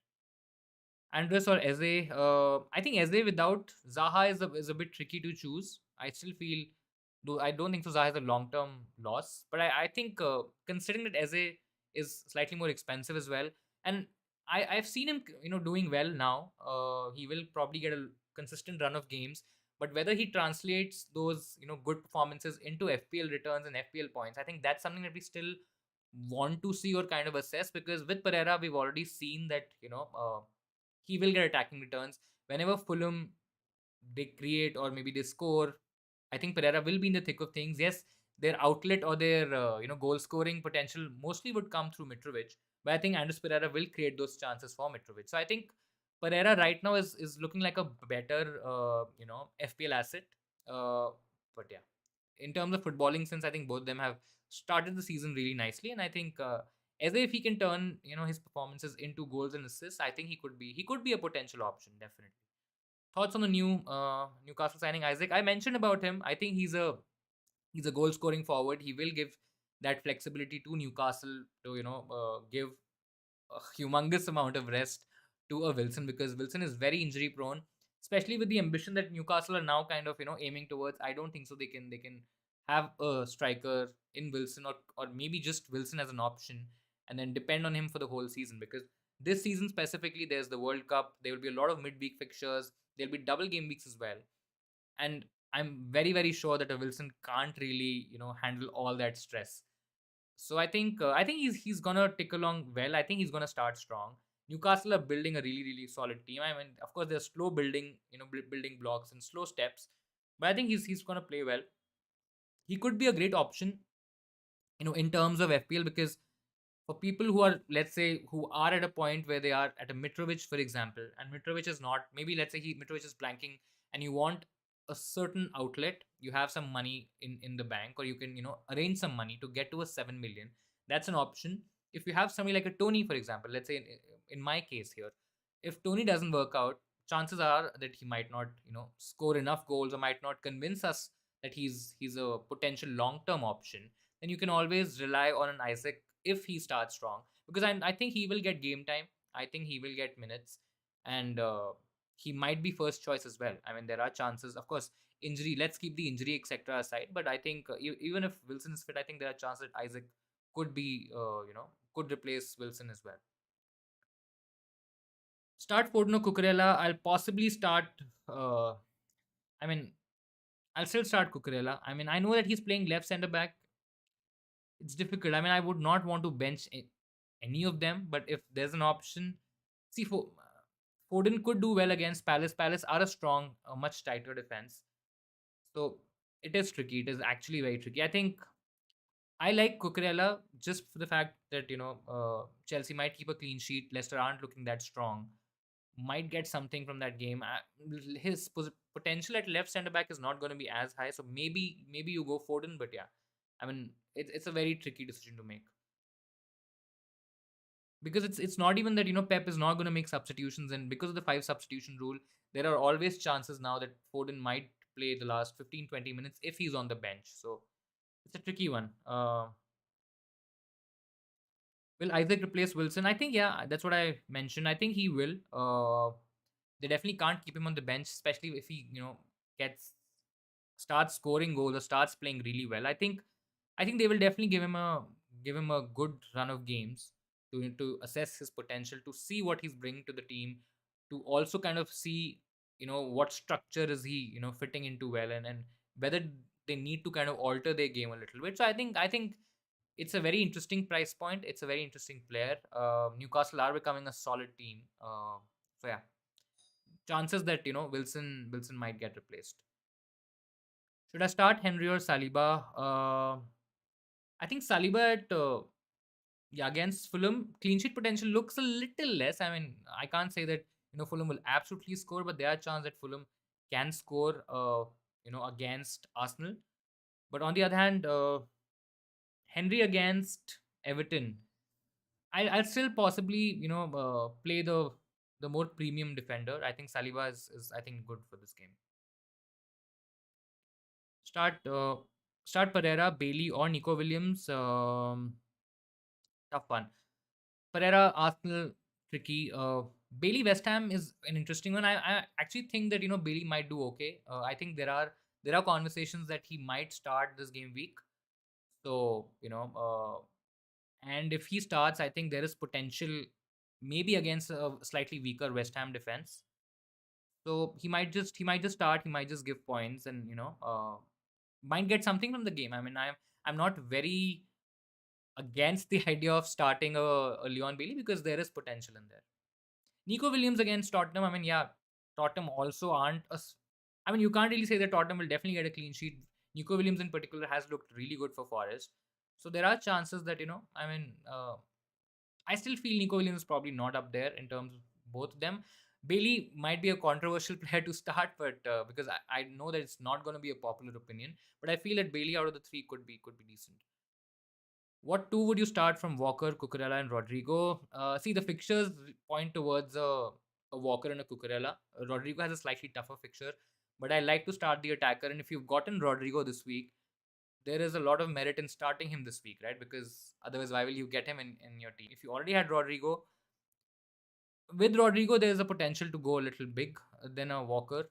So if you maybe have Cancelo already, maybe you put Walker on the bench and start with Cucurella Rodrigo. If you want to go a bit safer, I think Walker will take along. I think there are chances that Man City might keep a clean sheet in this one, specifically if Zaha is not playing because he's their main threat in terms of their counter-attacking style of play. So there are chances that Walker could keep a clean sheet. Safer is definitely Walker, but if you want to go a little bit risky, considering that Walker might not have a higher upside, I think Rodrigo. I personally will play Cucurella Rodrigo, but yeah, that's the two sides of the equation. What do you think of Isaac? Already mentioned this. Isaac, good option, decent option. Has the potential to start games for Newcastle, and I think he's a goal scoring forward. We know that he'll score goals. I think he's going to give Newcastle a different dimension. So I think one to definitely look out for. Saliba, Gabriel for Robbo and Archer. I mean, next week, Isaac. I mean, still too early to kind of say that Isaac will. Of course, he will get probably minutes, considering that Wilson's out. But yeah, I think I'll probably see him for a couple of weeks and then take that call. Do you think FPL should give a million loan? I mean, it's an interesting idea though. FPL should give 1 million loan, and the price to pay is point minus six. I think it could be an interesting idea. Should I switch Kulisevsky for Diaz? Um, I'm not sure. Not sure. Kulisevsky is also decent, right? So yeah. I think I'll keep him. Play Neto or Pereira. Interesting. I'll probably play Pereira. Slightly better. I know it's Arsenal, but might get something. I mean, Neto against Newcastle is also not that promising, to be honest, and he's not looked that great, to be fair. Play Havertz and Mount or sell them. I think I mean, Mount is not a necessary or a priority sell, but Havertz is definitely not worth the money. Or I know the fixtures are probably okay; they can still do well, but Havertz has shown nothing, absolutely nothing to suggest the fact that he deserves a place in our 11. So I think there's merit in selling both Havertz and Mount. A lot of people might not sell Mount because it's Leicester at the end of the day. They aren't looking like a. I mean, they aren't even close to be called as a defense at the moment. But I think I have already sold him, and if you can use that money, get better value players, I think there is merit in selling both. Will Grealish play? I've not seen him in most of the you know potential lineups of Man City, so I don't think so. He will.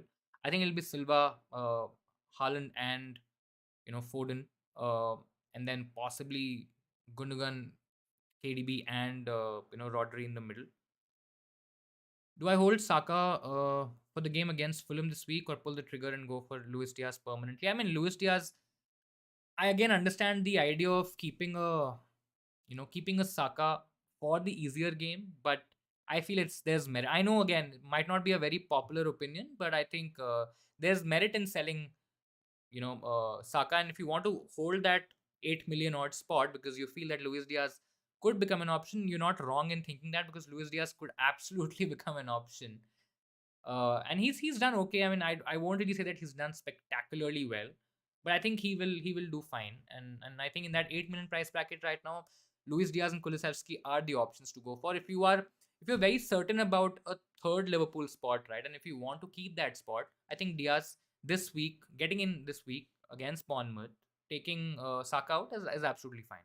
Thoughts on Fofana? Have mentioned it before on the stream itself, but yeah, I mean, good option, might definitely show the defense, not getting into the transfer value and all that. But I think from an FPL point of view, if you want to double up on the Chelsea defense, if you want to go cheaper, maybe you want to save that point 0.5 0.6 million specifically in the beginning over a Cucurella, for example, might be worth it. If I still want to see Chelsea a bit stronger, in terms of keeping it tighter at the back and keeping, maybe at least having the possibility or potential to keep more clean sheets. I still haven't seen that. But once we maybe kind of get an inkling and we see how Fofana settles into that Chelsea team, I think he could be a good cheap option, who will at least give us clean sheets, provided that Chelsea keep clean sheets, right? So that's that. Guys, about half an hour to go. So make sure that you save in your transfers, make in your moves, select your captaincy a little earlier. Don't wait till the end to make those transfers. A lot of times these servers etc might go down, and you might not end up saving your moves or making your transfers etc. So make sure that you probably do it in the next 10-15 minutes at max. Great. Let's see. Let's check if we have some information regarding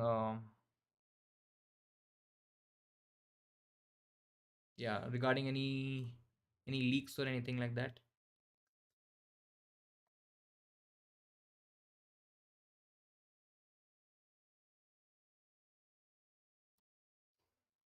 Can't see anything at the moment. We'll still see.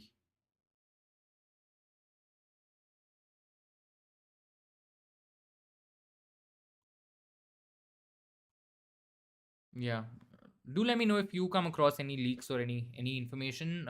Please feel free to add that in the chat. That will be really helpful. Guys, also make sure that you subscribe to our channel, Insanely Football. We do daily FPL content every week, of course. And please, like the stream as well if you like what you see today. If I'm able to help you in even the slightest or the tiniest manner, please support us by liking the stream as well.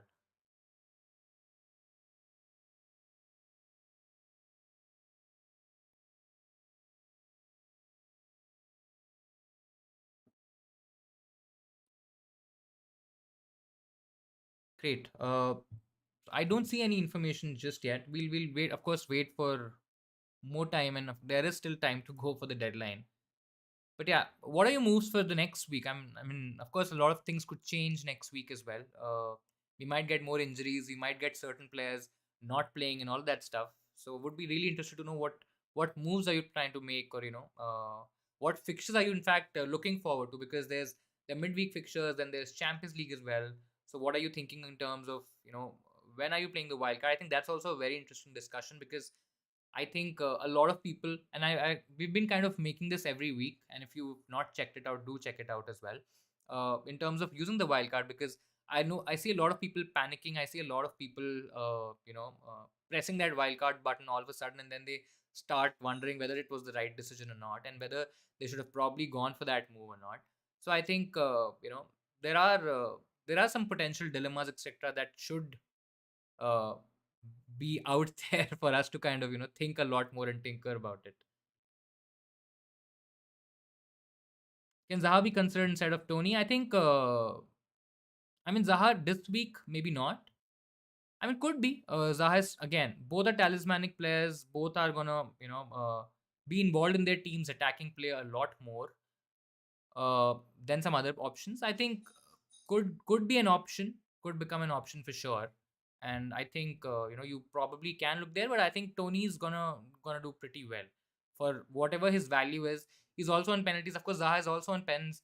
He might he might have missed the pen, but he's still on penalties. So it's a I probably would like to see it for a couple of more weeks to get more information and then get a better understanding of it.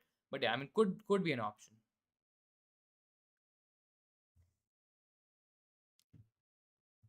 Switched captaincy to the Egyptian king. I think Salah is pretty much safe. I think he's a good option to go for. I don't think so. You will go really wrong with a Mo Salah this week. Thoughts on my FPL draft? Ramsdale, Sanchez, Cucurella, Gomez, Saint Maxim, Maximin, Mount, Pisa, Kulu, Rodrigo, Jimenez, Haaland. Jimenez again, I'm not too sure. I mean, there are a few changes I would probably suggest. Saint Maxim is also, I mean, we still don't know about his consistency in terms of FPL. I mean, he looked really good against Man City, but whether that's going to continue or not, I'm still not very, very sure. So, yeah, Mount as well. So there could be changes, etc., that you might plan. Mount this week is okay. Newcastle as well. For this week, I think it's fine. But I think these are certain positions that you should probably think of maybe changing or keep a close eye on them so that in case if they're not performing, in case if you feel that there are better options coming out in that similar price point, I think you can, in that regard, then go for those options.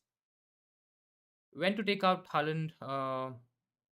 Possibly next week if we get some more information about him being benched, or him maybe he's playing a lot lesser, especially when the fixtures are coming thick and fast. But I don't think so we should start panicking just yet and transfer him out this week. As I mean, if you, of course, if you believe that Kane is probably going to outscore him in the next 3 or 4 fixtures, then you can make that move. But I'm still not panicking about it a bit too much. I mean, I want to see, I want to get more information, see more games, also see the midweek fixtures lineup and the Champions League. I really feel that he's going to start the Champions League game, but yeah, I mean, he might miss out on one or so. What are you thinking for your next transfer? Also the wildcard. Wildcard right now the template or the wildcard team might not be very different from what we have or what I have on the screen.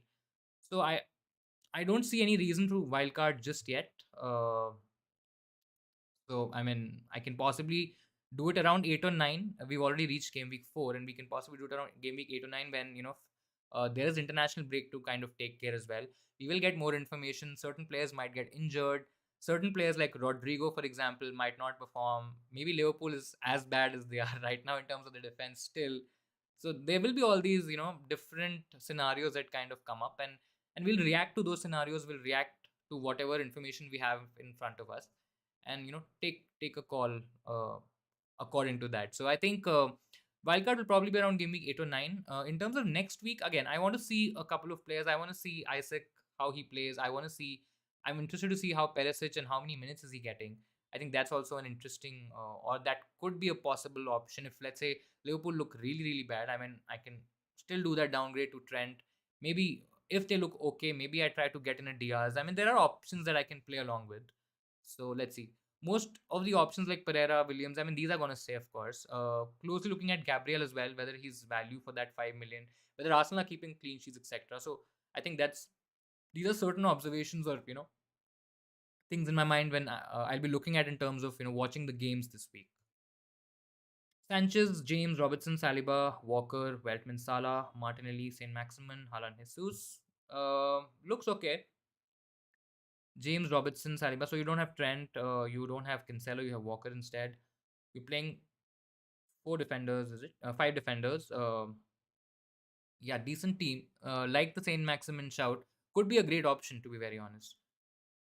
Saw rumor that yeah, I mean yeah, Zaha. I don't think so. He's traveling. A lot of accounts have tweeted. I don't think so. He'll play against Man City. Most likely he's not going to play against Man City. Best transfer for Mahrez. I already on Rodrigo. Could go Gundogan. I think Gundogan. If you're still looking to maintain that Man City mid, I think Gundogan could be a great option to go for.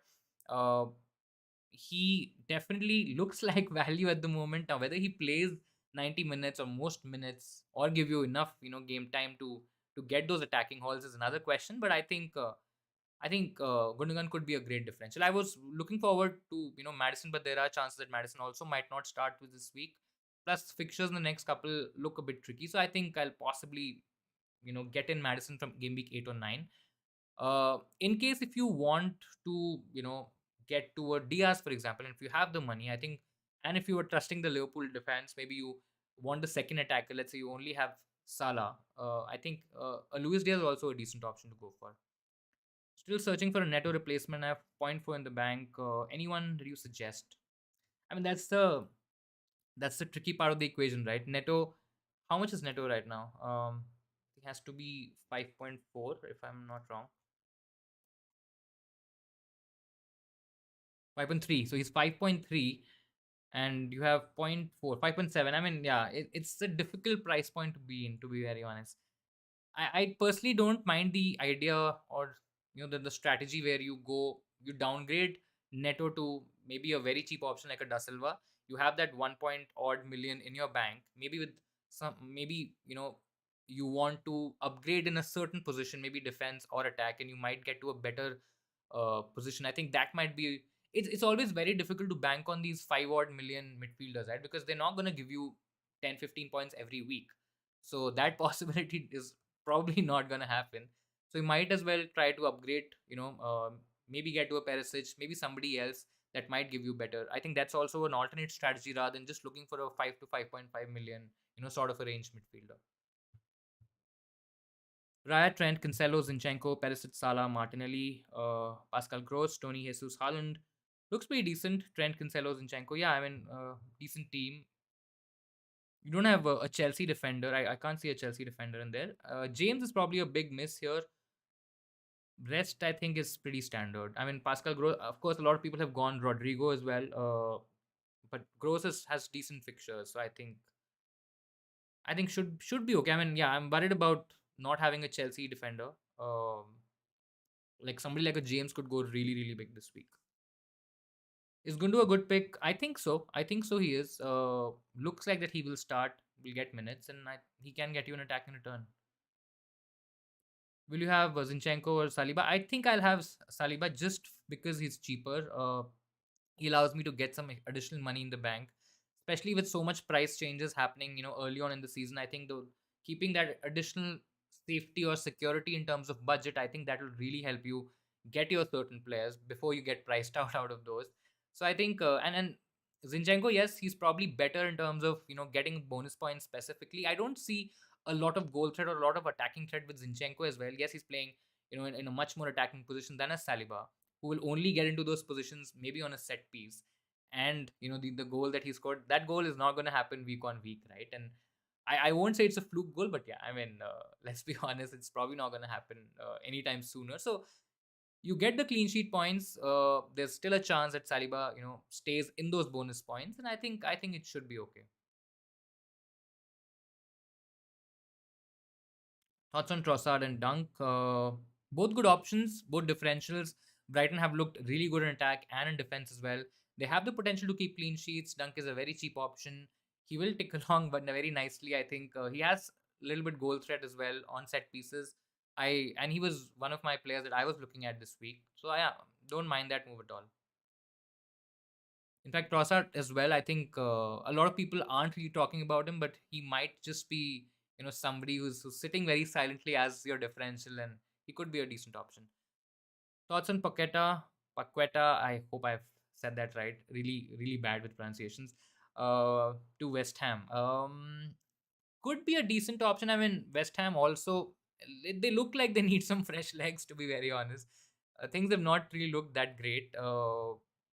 With, of course, with Kamaka and Antonio, now competing for that one position, I think it'll be interesting to see how they play and what competitions they play, etc. But yeah, I think could be a decent option. Definitely should make the Paqueta. Okay, so it's Paqueta. Uh, I think it'll make the team a lot better in terms of whatever quality they have right now, and I think they need that attacking creative player who could tick along very nicely, do a lot of the link up play, and I think he'll tick along really well. I think it could be a good move. The only concern that I have with West Ham right now is that with so many signings in, right? I mean, it could take some time to get that system going and make the new players understand the Moyes way of playing for West Ham. So I think that might take a little bit of time, but I think could be a decent signing. Guys, about 15 minutes to go. I also check my team very quickly. I don't want to have any last minute errors and last minute problems. So we've gone for Rodrigo and Tony as our two free transfers. We have Bailey as number one on the bench. Then Pereira, I think should be okay. Captain is Salah, vice captain is Gabriel Jesus. I have saved my team. Make sure that you also save your teams, guys. Please don't wait till the last moment. We've seen enough in the last season, and I think game week 1, game week 2 of this season as well. So yeah, not owning a Chelsea defender a risk. I mean, yes, slight risk. Definitely James because his ownership is also high. He has good attacking potential as well. If he starts in that right back position, I think there's a lot of potential in James, and I think definitely you would be missing out on something. Clean sheets, yes, you can argue that Chelsea is still not very strong in terms of keeping clean sheets, and I mean you might just get away with it. But yeah, not having James is definitely something to think about for sure. You've got Neto starting for. I mean, yeah. Then it makes a bit trickier, right? Because Ramsdale, Trent, James. So Trent, James, Cancelo, then Robertson, and Walker. To downgrade, then upgrade to Neto. I mean, you can downgrade a Robertson. If you feel that he's worth holding on, then you probably, you know, you just hold on to Robertson. I feel there's potential to downgrade Robertson. Maybe get to a Rodrigo. Maybe just see if the math adds up here. But maybe you go cheaper with a Saliba, for example. I mean, you already have Ramsdale, so you might not want to double up on that Arsenal defense. Maybe you go for a Brighton defender, for example, and then you upgrade a Neto to maybe a slightly better option. Just see if Gundogan is possible in that price point. I think he should be, but just check that once. How much is Gundogan? I think he's 7.7 ish, something around that. Yeah, 7.6. So I think Gundogan should be possible. Might not be bad, right? Like if you look at the combination, might be decent. Will you captain Kane? He's a good differential. Personally, I won't. I still feel Salah is outright the best option to go for. But if you want to take a bit of a chance, I think Kane has a good fixture this week.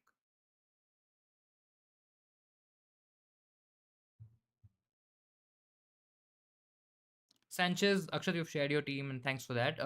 Sanchez, Trent, Cancelo, Perisic, Zinchenko, Rodrigo, Salah, Martinelli, Kane, Tony. I think it's a good team, pretty solid. Doesn't have James. That's the only worry, but I think it's a good team. Will you captain Kane? I've already answered this. Thoughts on this team? Sanchez, Trent, Robertson, James, Walker, Zinchenko, Salah, Martinelli, Mount. Mount is probably somebody I've kind of lost faith with. But if you still feel that you want to give him Leicester, feel free to do that. But otherwise, it's a decent team. Perisic starting is confirmed. So yeah, I mean Perisic starting then really really makes me scared now because I don't have Perisic. Yeah, let's just leave it to that. Let's just not jinx it or curse it. Hopefully he blanks. What do you do with Haaland plus Walker to Kane plus? Would you do Haaland plus Walker to Kane plus Perisic for a hit? Um, I mean, I personally don't see a lot of difference between a Haaland and a Kane this week. Both have potential to score. Walker and Perisic, I understand. I mean, there's if you want to take a bit of a risk, go a bit attacking. I mean, not against it, but yeah, I don't like that hit switch. Might be a hit. My hit just puts me off of it a little bit, but yeah, if you want to go a little bit attacking, a hit at this stage won't really be very bad or worse for your team. So if you feel that there's more potential in the Perisic plus Kane combination, I think absolutely go for it.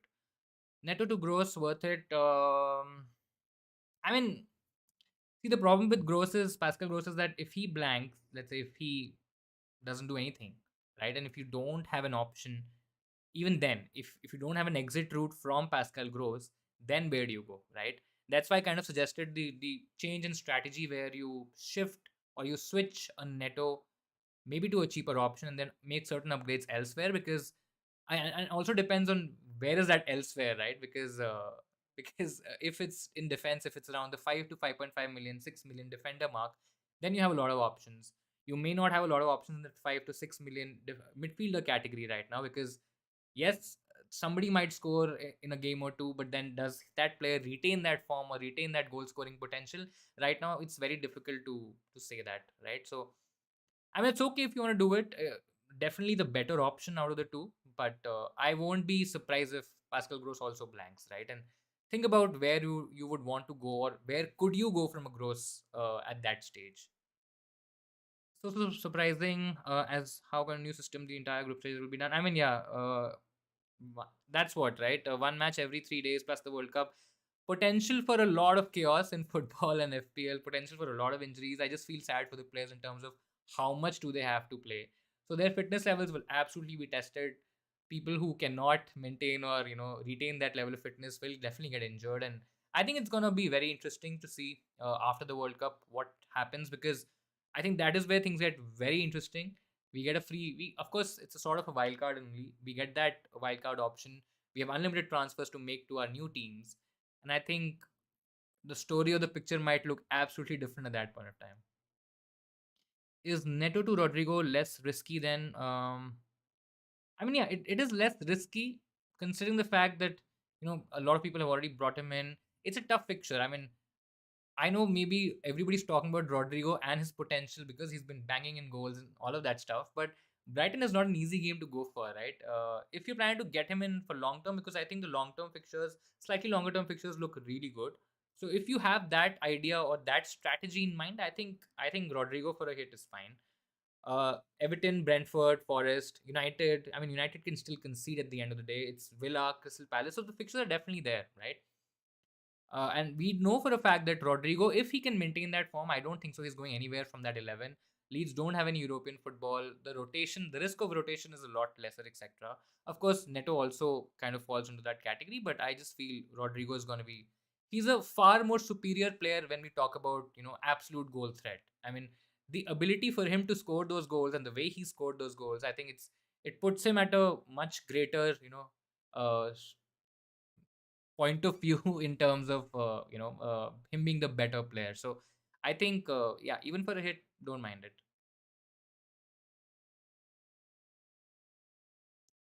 Davis, Dioros, Stroik. Oh my God, I'm really bad with names. Davis, Dyer, potentially none. If I can avoid all three, I'll possibly avoid all three. Not going for a Leeds defender for sure.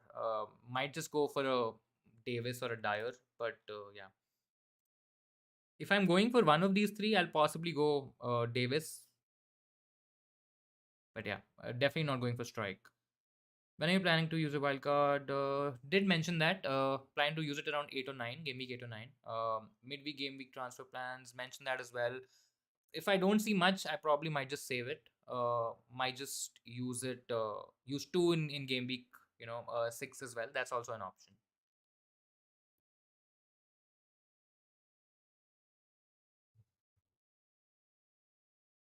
Thank you so much, Liam, for sticking around for the stream. You wanted Robertson for Bournemouth and then trade him down to either Perisic, Cucurella, or anyone else you suggest.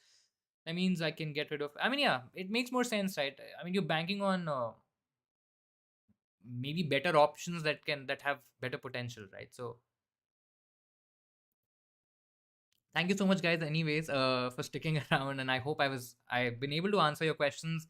Please feel free to add any comments, any feedback, anything that you want to tell me or talk to me about.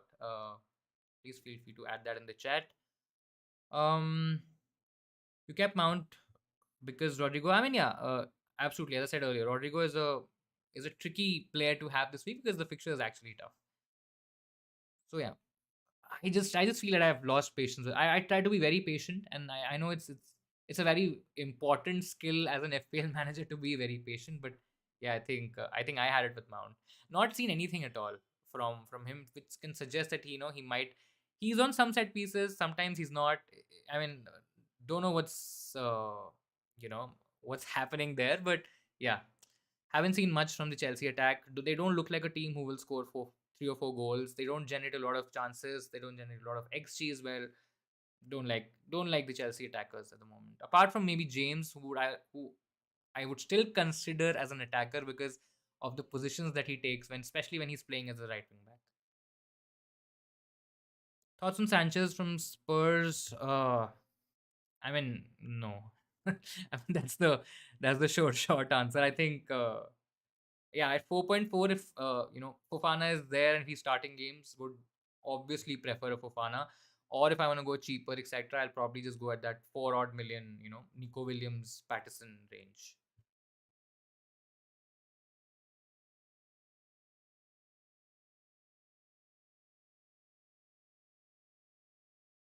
Bailey or Andres Pereira, out of both of them, I think Bailey has. I like Bailey a little bit more because of how difficult West Ham have found it to keep it tight at the back. They still have a lot of new signings. They're taking some time to kind of gel in. Arsenal are looking really strong. I mean, I won't be surprised if Fulham really struggle against Arsenal, but yeah, won't be surprised if it goes the other way as well. So I think I personally like Bailey, but I mean, Andres Pereira is also a decent player to go for. Uh, your views on the recently concluded UCL draw? Let's quickly check the UCL draw. I've even forgotten the UCL draw. Uh,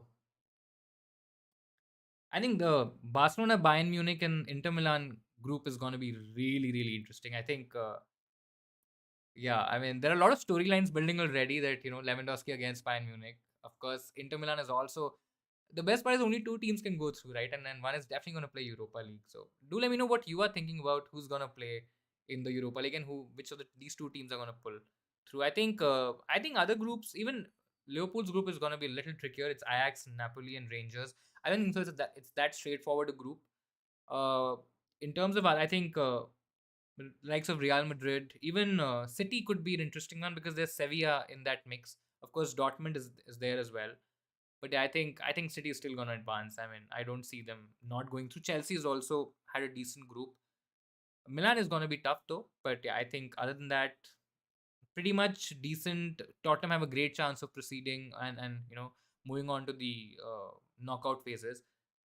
But yeah, I think most looking forward to that Bayern Barca Inter. That group is going to be really interesting.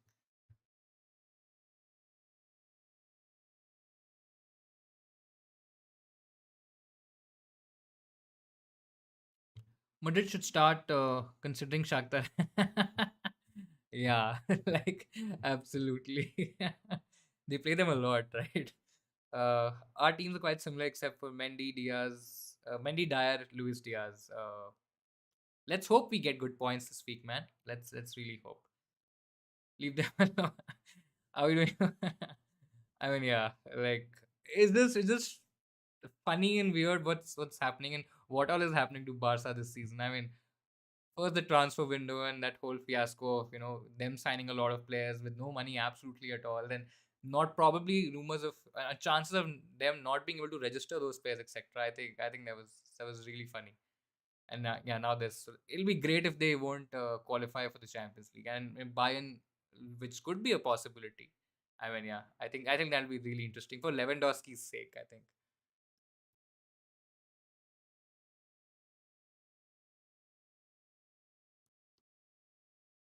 Perisic going all out.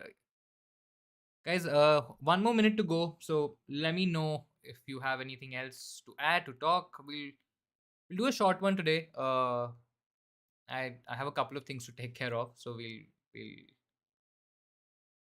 cut it there. All the best again. Thank you so much for joining the stream. I hope you have a great game week. I hope all of you get green arrows, and we can come back to the next stream with a good mood and a good week. But yeah, enjoy the football. Watch matches if you can. Of course, we'll be posting updates about dilemmas, about our observations around matches, because we do that now every week, and I think that's really helping a lot of people. So do watch out for that post. It generally happens after the last game of the week, and we do it on Instagram as well. So if you're not following us on Instagram, guys, what are you doing? Follow us on Instagram, and of course we do daily FPL content on YouTube as well, so watch out for that as well. Great. Deadline, guys. We've done it. We've Hopefully our transfers were made. Hopefully we made the right choices, made the right calls, and let's just have a great week. And yeah, a lot of interesting games, a lot of football to come. Really excited about the midweek game week as well, and I don't think so. It's gonna give us a lot of time to react as well. I'm pretty sure a lot of us are gonna get caught out, but yeah, let's just hope that there's not a lot to do in the next couple of days.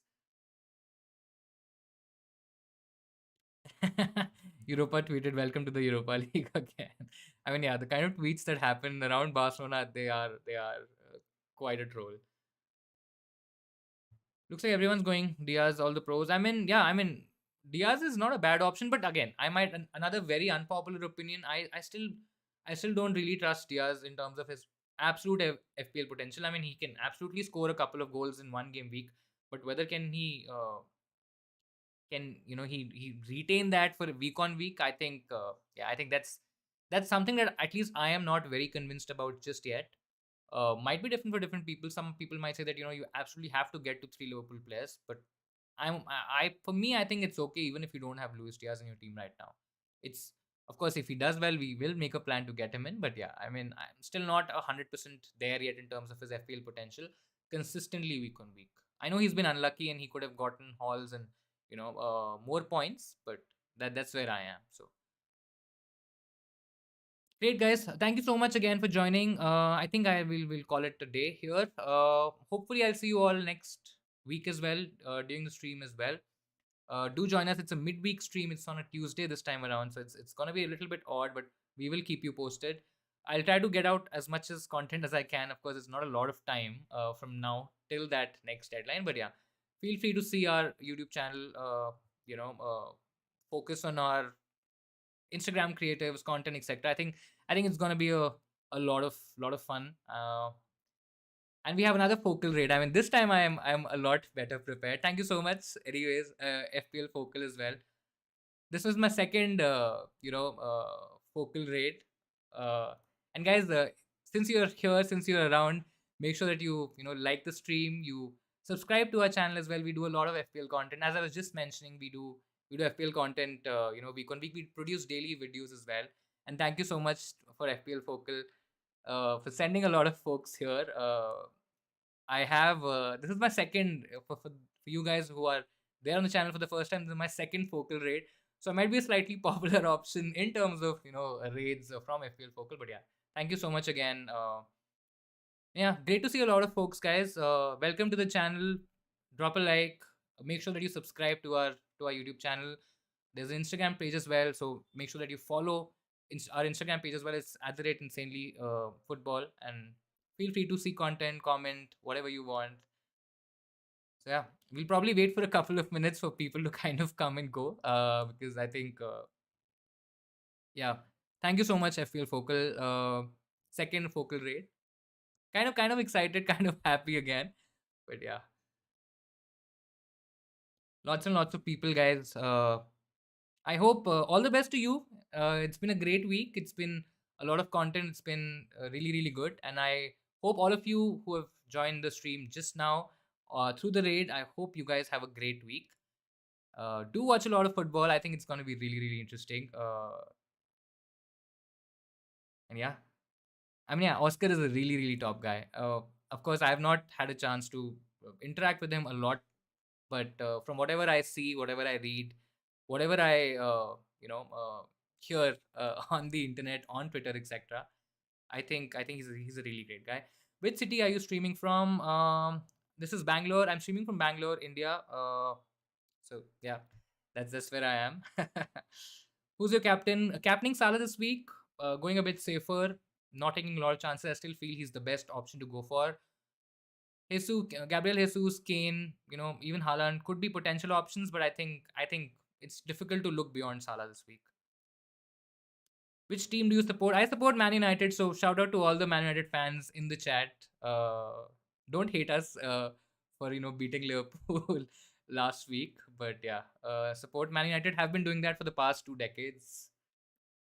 Which game are you most looking forward to watching this week? Looking forward to the United game.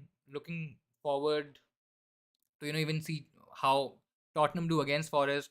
I think Man City is also going to be an interesting fixture. So lots and lots of good games to see this week, and really excited. Great guys, lot of people from different places. I see people from Tokyo, lots of love from Nepal, lots of love from India as well, and to all the people out there. Thank you so much again for coming on the stream, helping me grow tit by tit, little by little. I think really really helps me do a lot more for the FPL community. Captain Captain Tony, all the best. I hope you have a great week. From Egypt as well. Welcome to the stream. Do leave a like on the stream. Do subscribe to our channel as well. We do daily FPL content. People from Nigeria are here, Australia. Do you get to see all Premier League games live? I mean, yeah. Maybe not all, but yeah, most of the games I kind of try to see live from whatever platforms or whatever channels etc. are available, whatever streaming sites etc. are available in my country. I try to see them and get more idea about what's happening in every game, because that really helps us or helps me in terms of identifying the next set of patterns, the next set of players, maybe any bandwagons emerging and all that good stuff. So I think that really really helps. Support to my Indian brothers. Thank you so much. People from Kenya as well. I'm from UK. Welcome to the stream. Thailand, Sierra Leone. That's really really interesting. From Dubai, Island. Remove trend for Castania. You've got 1.6 million in the bank, and you need to swap to Westergaard and Greenwood. Who do you suggest? I mean, trend for Castania is still a bit dodgy because you don't know Leicester's potential. So that's yeah. I mean, it's a tricky one. I think removing Trent is also a bit risky, right? Because I understand that Liverpool aren't really doing well, but there are chances that he can still keep a clean sheet. So I think yeah, Leicester's defense is actually quite shocking, and I won't be surprised if Chelsea score 3 or 4 goals against Leicester. There's absolute possibility of that happening. But yeah, I mean I would probably take out. I don't think so. You can reach definitely not reach a Tony, not even a Mitrovic, for example. So I'll possibly take out Westergaard and maybe try to get to a Perisic if that's still possible. If not, then you have the likes of Saliba. You also have options like Cucurella or Walker who are also decent. I mean, they're slightly safer, low risk, low return kind of picks, but I think they're still pretty decent. FPL Focal sent you here. I know. Thank you so much to FPL Focal. Thank you so much to all of you who have come here as well. Always a pleasure having a lot of people in the chat and interacting. Really hope your team has a good game week. Yeah, all the best to you as well. Porto Bros Extra.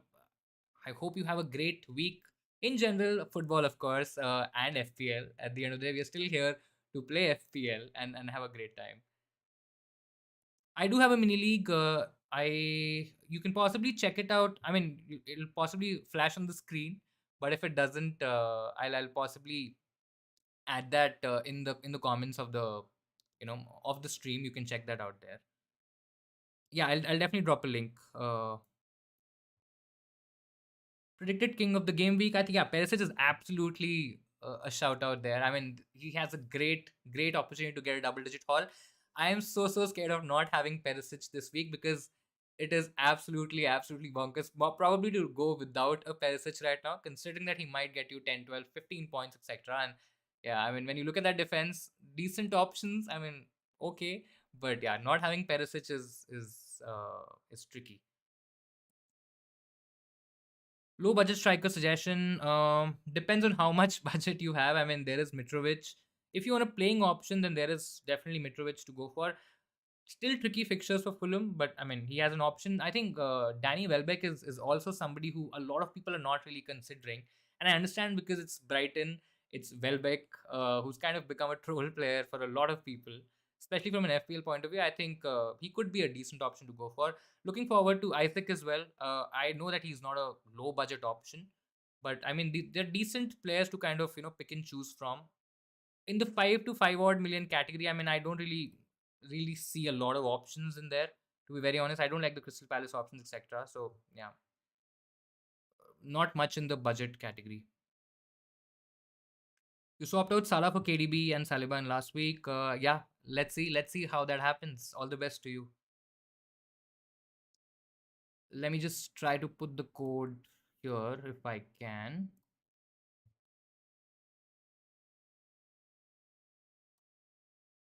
I'll probably put it in the chat, or in the comments for the stream. You've left one free transfer for Game Week 5. All players have good pictures, but do you think it would be, would you sell a Perisic or Haaland if they expect it to be rested? It depends. I mean, what is the transfer that you're trying to get in? I mean, there are chances that a Kane can also get rested. So it's not that he's going to be a certainty for 90 minutes. So would you really make that switch? Maybe not, because if, again, as I said earlier in the stream, right, if both Haaland and Kane have similar minutes, I still feel Haaland is a better option to go for. Perisic as well, huge upside. So unless he gets injured, maybe we get a certainty that he's not all fit. Maybe he's not starting. We get an indication that Perisic might not play or might not start the next couple of fixtures. I think we can absolutely sell them. There are options there, but right now it's too early to kind of get into that sort of a mindset. Of course, this week we'll get more idea. Good luck to you as well. Have a great game week, Anirban. Have a great one. Sold Perisic as Sessegnon was playing since preseason. Should I buy him back? I mean, yeah, it's still a good move, right? It's still a high upside move. You're getting a lot of attacking potential. Sessegnon, I still feel is the number two. I mean, it's clear he's the number two. Now, whether Perisic can actually start a consistent run of games is the biggest question. But I still feel he's worth the upside. I mean, people are asking about players like Walker, players like Cucurella, who might be safer options, but there's not a lot of points upside there. I mean, for most weeks they're probably going to be 6-7 points, but a Perisic can give you 10, 12, 15 points as well, right? Because he's that much attacking, and he's going to be very crucial for that Tottenham team. So I think it's, if you want to play a little bit more attacking and not go very safe, I think Perisic is a great option. I'm going to join your league to add more competition. Let me just see if I can add the. Just guys, give me a sec. I'll probably try to add the code here.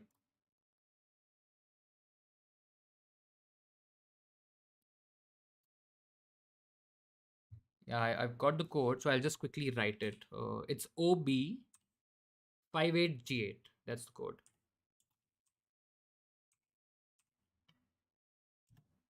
Yeah, I've added the code. I'll pin the code. That's the league code. You can join the league. Hoping a lot of competition this season as well. I think it'll be interesting. What about Emmanuel Dennis under the radar? Could be. It's just difficult to see Everton. Right now.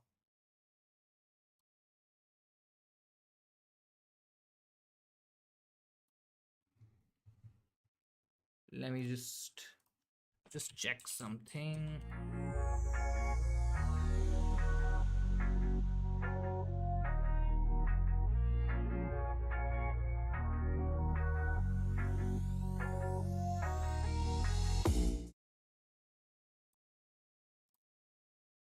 Yeah, I was wondering why did I say Everton, Nottingham Forest. I think he could be a good option. I mean, Nottingham Forest is still a bit early to kind of jump onto Nottingham Forest attackers specifically when we are talking about certain players. I think Dennis could be an option, but I mean, when has Dennis been a great option for a lot of FPL players, right? I mean, he's always been a troll player, so he could be an option for Forest. But I think Forest has Johnson, has Awani as well. So there are decent options to go for there already. Now whether Dennis becomes an option there, I think yeah, it'll be interesting to see. But yeah, I mean, it'll be foolish to not entertain that possibility for sure. See you next week. Porter Bro Extra, thank you so much for joining. Kane is certain to start all games. On Kulusevski will be rested. I still feel Kane will get limited game time. I don't think so. He will play. He'll start all games. There could be a chance where Conte, might manage his fitness, considering that they're midweek fixtures, Champions League as well. I think Champions League is going to be very important for Tottenham, and I think there are chances that maybe he gets rested in the league and then plays those Champions League games.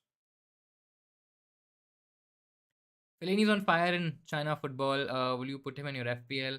I mean, the Chinese league is a very different prospect at the end of the day, right? But yeah, if he's a good, if he's playing really, really well, then why not?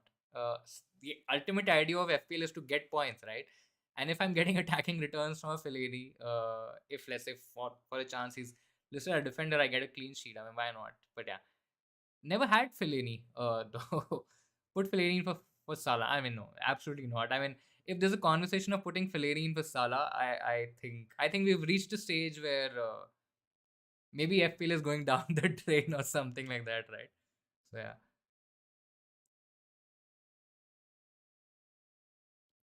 Uh Asia Cup, of course, Asia Cup is would be priority, right? Ahead of the Liverpool match. Could be. But yeah. Let's hope we have a good match. And then we have a good series. All the best to you, of course, as well. Great, guys. Let me know if you want to chat about anything else, about if you want to add anything in the comments in the chat. If you've not subscribed to the channel, guys, please feel free to do that. We do daily FPL content. We do a lot of videos. We do FPL content on our Instagram channel as well. So do follow us on Instagram and watch out for the space. We'll stick around for a couple of more minutes. Thank you so much again for joining. It was lovely having you all on the stream, and a lot of people who came through FPL Focal. I'll thank him again. My second FPL raid. So yeah, pretty happy about that.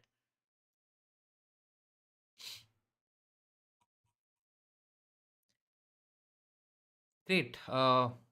Cool guys. I think we'll call it a day. I have some work that I have to catch up on. We'll do that. Hope you have a great weekend. Watch all the matches. We'll definitely see, or you'll see me very soon. And I hope you guys also come on the next stream. I think it'll be great. You remove Haaland for Kane. Hope it works. Let's hope so. All the best. And I hope for your sake it really works out for you. And you end up on the right side of it, right? Cool. All the best, and I'll definitely see you guys soon. Thank you so much for joining again, and I'll see you in Sainers next time. Bye bye.